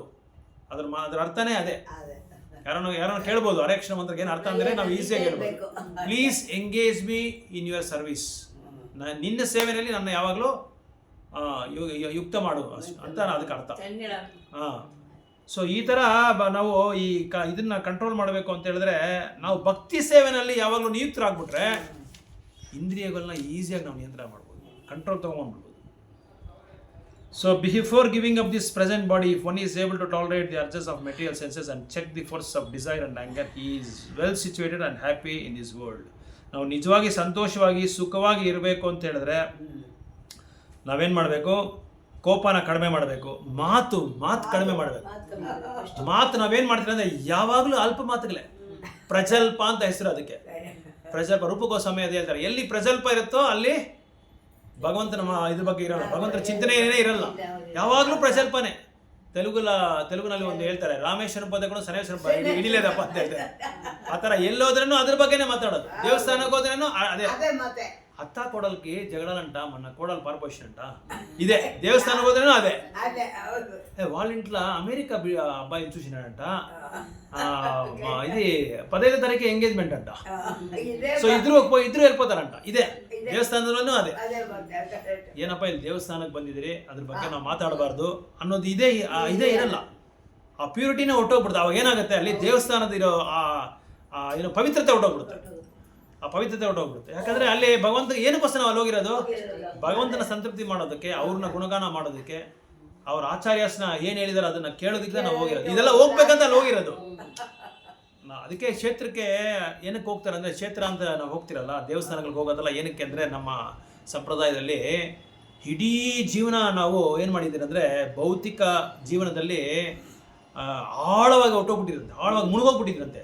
ಇದನ್ನೆಲ್ಲ ಬೀಳೋದಕ್ಕೋಸ್ಕರನೇ ದೊಡ್ಡವರು ಹಿರಿಯರು ಏನು ಮಾಡಿದ್ರು ಅವಾಗ, ತಿಂಗಳಿಗೊಂದ್ಸಲ 2 ತಿಂಗಳಿಗೊಂದ್ಸಲ ಕ್ಷೇತ್ರಕ್ಕೆ ಹೋಗ್ಬಿಡ್ಬಾ, ಧಾಮ್ಗೆ ಹೋಗ್ಬಿಡ್ಬಾ, ರಾಮೇಶ್ವರಂಗೆ ಹೋಗು, ಆಮೇಲೆ ತಿರುಪತಿಗೆ ಹೋಗು, ಶ್ರೀರಂಗಂಗೆ ಹೋಗು, ಮಾಯಾಪುರ, ವೃಂದಾವನ, ದ್ವಾರಕ, ಇದೆಲ್ಲ ನಮ್ಮಿದ್ರಲ್ಲಿ ಇವಾಗಲೂ ಇದೆ ನೋಡಿ. ಅದನ್ನ ಇವಾಗಲೂ ಅಭ್ಯಾಸ ಮಾಡ್ತಾ ಇದ್ದಾರೆ ಪ್ರತಿಯೊಬ್ಬರು, ಎಲ್ಲ ಕಡೆ ಕರ್ಕೊಂಡು ಹೋಗ್ತಾರೆ ಎಲ್ಲರೂ. ಬಟ್ ಇವಾಗ ಏನಾಗಿದೆ, ಸ್ವಲ್ಪ ಅದನ್ನ ಇಂದ್ರಿಯ ಭೋಗಕ್ಕೋಸ್ಕರ ಏನು ಮಾಡ್ತಾರೆ, ಯುರೋಪಿಯನ್ ಟೂರು, ತುಂಬ ದುಡ್ಡಿರೋರು ಯುರೋಪಿಯನ್ ಟೂರು, ಜಪಾನ್ ಟೂರು, ಆಮೇಲೆ ಥಾಯ್ಲ್ಯಾಂಡು, ಅದು ಇದು, ಸಿಂಗಪೂರು, ಇಲ್ಲಾಂದರೆ ಇಲ್ಲಿ ಏನಾದರೂ ಮೂನಾರ್, ಇಲ್ಲೆಲ್ಲ ಕೇರಳ ಯಾವುದೋ ಇದೆ ಅಂತ, ಏನು ಇಲ್ಲಿದೆ ಗೊತ್ತಿಲ್ಲ ನನಗೆ, ಅಲ್ಲಿಗೆ ಹೋಗೋದು, ಊಟಿಗೆ, ಕೊಡೈಕೆನಾಲ್. ಇವಾಗ ಊಟಿ ಕೊಡೈಕೆನಾಲ್ ಎಲ್ಲ ಹಳೇದಾಗೈತೆ ಈಗ, ಎಲ್ಲ ತುಂಬ ಈಗ ಸ್ವಿಟ್ಜರ್ಲ್ಯಾಂಡು, ಈಗ ಅದನ್ನೇ ತೀರ್ಥಯಾತ್ರೆ, ಅದೇ ಇವಾಗ ಇದೇ ತೀರ್ಥಯಾತ್ರೆ ಈಗ. ಆದರೆ ಸ್ವಲ್ಪ ಏನಿಲ್ಲ ಅಲ್ಲಿ, ಅಲ್ಲೇನು ಗಬ್ಬು ಇಲ್ಲ, ತಿನ್ನೋದಿಕ್ ಕೂಡ ಇಲ್ಲ ಅಲ್ಲಿ ಗತಿ, ತಿನ್ನೋದಿಕ್ ಕೂಡ ಗತಿ ಇಲ್ಲ. ಅದೆಲ್ಲ ಸ್ಯಾನ ಮೋಸ ಅಂತಾರೆ. ಅದೆಲ್ಲ ಎಲ್ಲ ಸಿಗುತ್ತೆ, ತಿನ್ನೋದೆಲ್ಲ ಸಿಗುತ್ತೆ. ಸೊ ಅಲ್ಲ ಅಲ್ಲಿ ಅದು ನನ್ನ ಪಾಯಿಂಟ್ ಏನು ಅಂತ ಹೇಳಿದ್ರೆ, ತೀರ್ಥಯಾತ್ರೆಗೆ ಹೋಗೋದು ಬಿಟ್ಬಿಟ್ಟು ಜನ ಏನಾಗಿದೆ ಅಂದ್ರೆ 80% ಸತವಿಧ ಈ ಕಡೆ ಹೋಗ್ಬಿಡ್ತಾರೆ. ಭೌತಿಕ ಅವ್ರ ಇಂದ್ರಿಯಗಳನ್ನ ತೃಪ್ತಿ ಪಡ್ಕೋಬೇಕು. ಅದಕ್ಕೇನ್ ಮಾಡ್ತಾರೆ, ಈ ತರ ಹೊಟ್ಟೋಗ್ಬಿಡ್ತಾರೆ. ಜಾಲಿಯಾಗಿ ಹೊಟ್ಟೋಗೋಣ, ಅವಾಗ ಏನು ಕೆಲಸ ಮಾಡಂಗಿಲ್ಲಲ್ಲ, ಮನೆಯಲ್ಲಿ ಕೆಲಸ ಮಾಡಂಗಿಲ್ಲ. ಅದೇ ದೇವಸ್ಥಾನಕ್ಕೆ ಹೋಗ್ಬೋದು, ಕ್ಷೇತ್ರಕ್ಕೆ ಹೋಗ್ಬೋದು. ಅಲ್ಲಿ ಹೋಗಿ ಕ್ಷೇತ್ರದಲ್ಲಿ ಒಬ್ಬ ಹಿರಿಯ ವೈಷ್ಣವನ ಯಾರನ್ನ ನೋಡ್ಬೋದು, ಸಂಪರ್ಕ ಮಾಡ್ಕೊಂಡು ನನಗೆ ಇದು ಕ್ಷೇತ್ರದ ಬಗ್ಗೆ ಹೇಳಿ, ಕ್ಷೇತ್ರದ ಬಗ್ಗೆ ಹೇಳಿ. ದೇವಸ್ಥಾನ ಅನ್ನೋದೇ ಗೊತ್ತಿರಲ್ಲ, ಅವ್ರ ಜೊತೆ ಹೇಳಿದ್ರೆ ಅದೇ ಬುದ್ಧಿ ಬರೋದಿಲ್ಲ. ಅಲ್ಲ, ನಾವು ಹುಡ್ಕೊಂಡು ಹೋಗ್ಬೇಕು, ಯಾರ ಜೊತೆ ಹೋಗ್ಬೇಕು ಅಂತ ನಾವು ಸೆಲೆಕ್ಟ್ ಮಾಡ್ಕೊಬೇಕು, ಯಾರು ಸೆಲೆಕ್ಟ್ ಮಾಡ್ಕೊಬೇಕು. ಈ ಹೇಳ್ಬೇಕಾದ್ರೆ ಎಲ್ಲ ಎಷ್ಟೋ ಹೇಳ್ಬೋದು, ಅವ್ರು ಸರಿಗಿಲ್ಲ, ಇವ್ರು ಸರಿಗಿಲ್ಲ, ಅವ್ರ ಫಸ್ಟ್ ನಾನ್ ಸರಿಗಿದ್ದೀನ ಅಂತ ನಾವು ನೋಡ್ಕೊಬೇಕು. ನಾನ್ ಮಾಡೋ ಕೆಲಸ ನೀತಿ ನಂದು ಕರೆಕ್ಟ್ ಆಗಿದ್ಯಾ, ನಾನು ಯೋಗ್ಯನಾಗಿದ್ದೀನಾ, ನಾನು ಧರ್ಮವನ್ನ ಆಚರಣೆ ಮಾಡ್ತಾ ಇದ್ದೀನಾ. ಯಾಕಂದ್ರೆ ನನ್ನ ಕೈಯಲ್ಲೇ ಮಾಡಕ್ ಆಗ್ತಾ ಇಲ್ಲ, ಎಷ್ಟೋ ತೊಂದರೆಗಳಿದೆ. ಇನ್ನೊಂದು ಮಾಡೋಕ್ಕೂ ಬಿಡಲ್ಲ ಕೆಲವರು, ಅದನ್ನ ಅವಕಾಶ ಮಾಡ್ಕೊಡಲ್ಲ. ಅದಕ್ಕೇನ್ ಮಾಡ್ಬೇಕು, ಪ್ರಾರ್ಥನೆ. ಅದೇ ಬಂದಿರೋದಂದ್ರೆ ಅದು ಬಂದೇ ಬರುತ್ತೆ. ಯಾಕಂದ್ರೆ ನಾವು ಮಾಡಿರೋ ಕರ್ಮ ಹಂಗೆ, ನಾವು ಮಾಡಿರೋ ಹಿಂದಿನ ಕರ್ಮ, ಹಿಂದಿನ ಜನ್ಮದ ಕರ್ಮ ನಮ್ಮನ್ನು ಬಿಡಲ್ಲ. ಅದು ನಮ್ಮ ನೆರಳು ತರ, ಅದು ನಾವೆಲ್ಲೋದ್ರೂ ನೆರಳು ಬಂದೇ ಬರುತ್ತೆ. ಇಲ್ಲಿಂದ ಅದೇ ಒಂದು ಇದು ಕಥೆ ಹೇಳ್ತಾರೆ ಇದರಲ್ಲಿ, ಮಹಾಭಾರತದಲ್ಲಿ. ಯಮಧರ್ಮರಾಜು ಬಂದರಂತೆ, ಇದು ವೈಕುಂಠ ಇದ್ರ ಸ್ವರ್ಗಲೋಕದಲ್ಲಿ ಒಂದು ದೊಡ್ಡ ಮೀಟಿಂಗ್ ಮಾಡಿದ್ರಂತೆ. ಎಲ್ಲ ದೇವತೆಗಳೆಲ್ಲ ಬಂದ್ಬಿಟ್ರಂತೆ. ಎಲ್ಲರೂ ಬಂದ್ಮೇಲೆ ಕೊನೆಯಲ್ಲಿ ಯಮಧರ್ಮರಾಜ್ ಬರ್ತಾ ಇದ್ರಂತೆ. ಯಮಧರ್ಮರಾಜ್ ಬಂದು ಒಂದು ಪಕ್ಷಿನ ನೋಡುತ್ತಂತೆ, ಒಂದು ಪಕ್ಷಿನ ಹಿಂಗೆ ನೋಡಿದ್ರಂತೆ ಯಮಧರ್ಮರಾಜ್ ನೋಡಿದ್ರೆ ಏನದು, ಅದಕ್ಕೆ ಏನು ಸೂಚನೆ, ಅದಕ್ಕೆ ಅದು ಮುಗೀತು ಅಂತ ಅರ್ಥ. ಪಕ್ಷಿಗೆ ಇದು ಭಯ ಬಂದ್ಬಿಡ್ತಂತೆ. ಭಯ ಬಂದ ತಕ್ಷಣ ಅವ್ರ ನಾಯಕರು ಯಾರೋ, ಪಕ್ಷಿಗಳಿಗೆ ನಾಯಕರು ಗರುತ್ಮಂತನ ಪ್ರಾರ್ಥನೆ ಮಾಡಿದಂತೆ, ಸ್ವಾಮಿ ಗರುತ್ಮಂತ ನೀನೇ ಕಾಪಾಡಬೇಕು, ಯಜಮಾನ್ರು ಓಡೆ ಹೋಗಿದ್ದಾರೆ, ಅವ್ರು ನನ್ನ ಮೇಲೆ ದೃಶ್ಯ ಹಾಕಿದ್ದಾರೆ, ಈ ತರ ಯಮರಾಜ್ ಈ ತರ ನೋಡಿದ್ದಾರೆ ಅಂದ್ರೆ ನೀನೇನ್ ಭಯ ಬೀಳ್ಬೇಡ ಅಂತೇಳಿ ಆ ಪಕ್ಷಿನ ತಗೊಂಡೋಗಿ 1000 ಕಿಲೋಮೀಟರ್ ಎತ್ತರದಲ್ಲಿ ಕರ್ಕೊಂಡೋಗಿ ಬಿಟ್ಬಿಟ್ರಂತೆ ಗರುಡ. ಯಮಧರ್ಮರಾಜಿಂದ ಹೆಂಗ ತಪ್ಪಿಸ್ಕೋಬೇಕು ಅಂತ. ಆಮೇಲೆ ಮೀಟಿಂಗ್ ಎಲ್ಲ ಆದ್ಮೇಲೆ ವಾಪಸ್ ಬಂದ್ರಂತೆ. ಯಮಧರ್ಮರಾಜ್ ಬಂದು ಗರುತ್ಮಂತನ ಅಲ್ಲಿ ನಿಂತ್ಕೊಂಡು ನೋಡ್ತಾ ಇದ್ದಂತೆ. ಗರುತ್ಮಂತ ನೋಡಿ ನಗದ್ರಂತೆ. ಗರುತ್ಮಂತನ ನೋಡಿ ಯಮಧರ್ಮರಾಜ್ ನಗದ್ರಂತೆ. ಅವಾಗ ಗರುತ್ಮಂತರು ಕೇಳಿದ್ರಂತೆ, ಏನ್ ಸ್ವಾಮಿ ನಾನು ನೋಡಿ ನಗೀತಾ ಇದ್ದೀರಾ ಅಂದ್ರೆ, ನಗೀತಾ ಇದ್ದೀರಾ ಅಂತ ಹೇಳಿದ್ರೆ, ಏನು ಇಲ್ಲ, ನಾನು ನಿನ್ನ ಪಕ್ಷಿ ನಿನಗೆ ಸಹಾಯ ಮಾಡೋದಲ್ಲ ಪಕ್ಷಿನ, ಇಲ್ಲೇ ಆ ಪಕ್ಷಿಗೆ ಏನೋ ಅನಾಹುತ ಇತ್ತು, ಅದು ಏನು ಅಂತ ಗೊತ್ತಿಲ್ಲ, ನನಗಿನ್ನ ನೀನು ಸರಳ ಮಾಡ್ಕೊಟ್ಬಿಟ್ಟೆ. ಅಲ್ಲಿ ನೀನು 1000 ಕಿಲೋಮೀಟರ್ ಎತ್ತರದಲ್ಲಿ ಕರ್ಕೊಂಡು ಹೋದಲ್ಲ ಆ ಪಕ್ಷಿನ, ಅಲ್ಲಿ ಒಂದು ದೊಡ್ಡ ಗಂಡಾಂತರ ಇದೆ. ಅಲ್ಲಿ ಅದನ್ನ ತಿನ್ನೋದಕ್ಕೆ ಒಂದು ದೊಡ್ಡ ಸಿಂಹ ಏನೋ ಒಂದು ಪ್ರಾಣಿ ರೆಡಿಯಾಗಿದೆ. ಆ ಪ್ರಾಣಿಗೆ ಆಹಾರ ಇಲ್ಲಂತೆ. ಅದಕ್ಕೆ ನೀನು ಸಹಾಯ ಮಾಡಿರೋ ಪಕ್ಷಿ ಅದಕ್ಕೆ ಆಹಾರ ಆಗೋಯ್ತು, ಅಲ್ಲೇ ವಧ ಆಗೋಯ್ತು ಅದು. ಅಂದ್ರೆ ಪಾಯಿಂಟ್ ಇಲ್ಲಿ ಏನಂದ್ರೆ ನಮ್ ಕರ್ಮ ಅನ್ನೋದು ನಾವು ಇಲ್ಲಲ್ಲ ಫಾರೆನ್ ಹೋಗ್ಬಿಟ್ರೆ ಕೂಡ ನಮ್ಮನ್ನ ಬಿಡಲ್ಲ, ಎಲ್ಲಿ ಬಿಡಲ್ಲ. ಅದಕ್ಕೆ ನಮ್ಗೆ ಏನಿದೆಯೋ ನಾವು ಮಾಡಿರೋದು, ನಮ್ಮ ಬ್ಯಾಲೆನ್ಸ್ ಏನಿದೆಯೋ ಆ ಬ್ಯಾಲೆನ್ಸ್ ನಾವು ಅನುಭವಿಸ್ಲೇಬೇಕು. ಆ ಬ್ಯಾಲೆನ್ಸ್ ಚೇಂಜ್ ಮಾಡೋಕ್ಕಾಗಲ್ಲ, ಯಾಕಂದ್ರೆ ನಾವು ಬ್ಯಾಲೆನ್ಸ್ ಅದನ್ನ ಕ್ರಿಯೇಟ್ ಮಾಡ್ಬಿಟ್ಟಿದ್ದೀವಿ, ಅದನ್ನ ಸೃಷ್ಟಿ ಮಾಡ್ಬಿಟ್ಟಿದ್ದೀರಿ. ಅದನ್ನ ಇಷ್ಟೇ ನಂದು ಅಂತ ನಾವು ಸೃಷ್ಟಿ ಮಾಡ್ಬಿಟ್ಟಿದ್ದೀವಿ. ಆಲ್ರೆಡಿ ಎಲ್ಲ ಸಾಫ್ಟ್ವೇರ್ ಇದು ಕಂಪ್ಯೂಟರ್ ಹಾಕೋ ಥರ ನಾವೆಲ್ಲ ಹಾಕಿರೋ ಪ್ರೋಗ್ರಾಮ್ ಮಾಡಿ ಇಟ್ಬಿಟ್ಟಿದ್ದೀವಿ. ಅದನ್ನ ಆ ಪ್ರೋಗ್ರಾಮ್ನ ಚೇಂಜ್ ಮಾಡಬೇಕು ಅಂದರೆ, ವೈಪ್ ಆಫ್ ಮಾಡಬೇಕು ಅಂದರೆ ಭಗವಂತನಿಗೆ ಶರಣಾಗತಿ ಆಗ್ತದೆ. ನಮ್ಮ ಇಂದ್ರಿಯಗಳನ್ನ ಕಂಟ್ರೋಲ್ ಮಾಡಬೇಕು ಅಂದರೆ ಭಕ್ತಿ ಸೇವೆ ಮಾಡ್ತಾ ಇದ್ರೆ ಇಂದ್ರಿಯಗಳು ಕಂಟ್ರೋಲ್ ಆಗ್ಬಿಡುತ್ತೆ. ನಾವು ಇಂದ್ರಿಯನ್ ಕಂಟ್ರೋಲ್ ಮಾಡೋ ಅವಶ್ಯಕತೆನೇ ಇಲ್ಲ. ನಾಲಿಗೆ ತುಂಬಾ ತುಂಬಾ ಇಂಪಾರ್ಟೆಂಟ್. ನಾಲಿಗೆನ ಮಾತ್ರ ಯಾರು ಕಂಟ್ರೋಲ್ ಮಾಡೋಕ್ಕಾಗಲ್ಲ. ರೂಪಗೋಸ್ವಾಮಿ ಅದೇ ಹೇಳೋದು, ಯಾರು ಒಬ್ಬ ವ್ಯಕ್ತಿ ನಾಲಿಗೆನ ಕಂಟ್ರೋಲ್ ಮಾಡ್ತಾನೋ ಅವನು ಪ್ರಪಂಚದಲ್ಲಿ ಎಲ್ಲಾನು ಶಿಷ್ಯನ್ ಮಾಡ್ಕೋಬೋದಂತೆ. ಎಷ್ಟು ಜನ ಇದ್ರೆ ಅಷ್ಟು ಜನ ಶಿಷ್ಯನ್ ಮಾಡ್ಕೋಬೇಕಂತ. ಯಾಕೆ ಆ ಥರ ಹೇಳ್ತಾರೆ ಅಂದರೆ, ನಾವು ತಿನ್ನೋ ಆಹಾರ ಬಂದು ಮಿತವಾಗಿರ್ಬೇಕು, ಮಾತಾಡೋ ಮಾತುಗಳು ಬಂದು ಭಗವಂತನಿಗೆ ಸಂಬಂಧವಾಗಿರ್ಬೇಕು, ಪ್ರಸಲ್ಪ ಮಾತಾಡೋದು. ಆಯ್ತು, okay, Hare Krishna. Right. So ಜಪ ಮಾಡೋಣ ಇವಾಗ.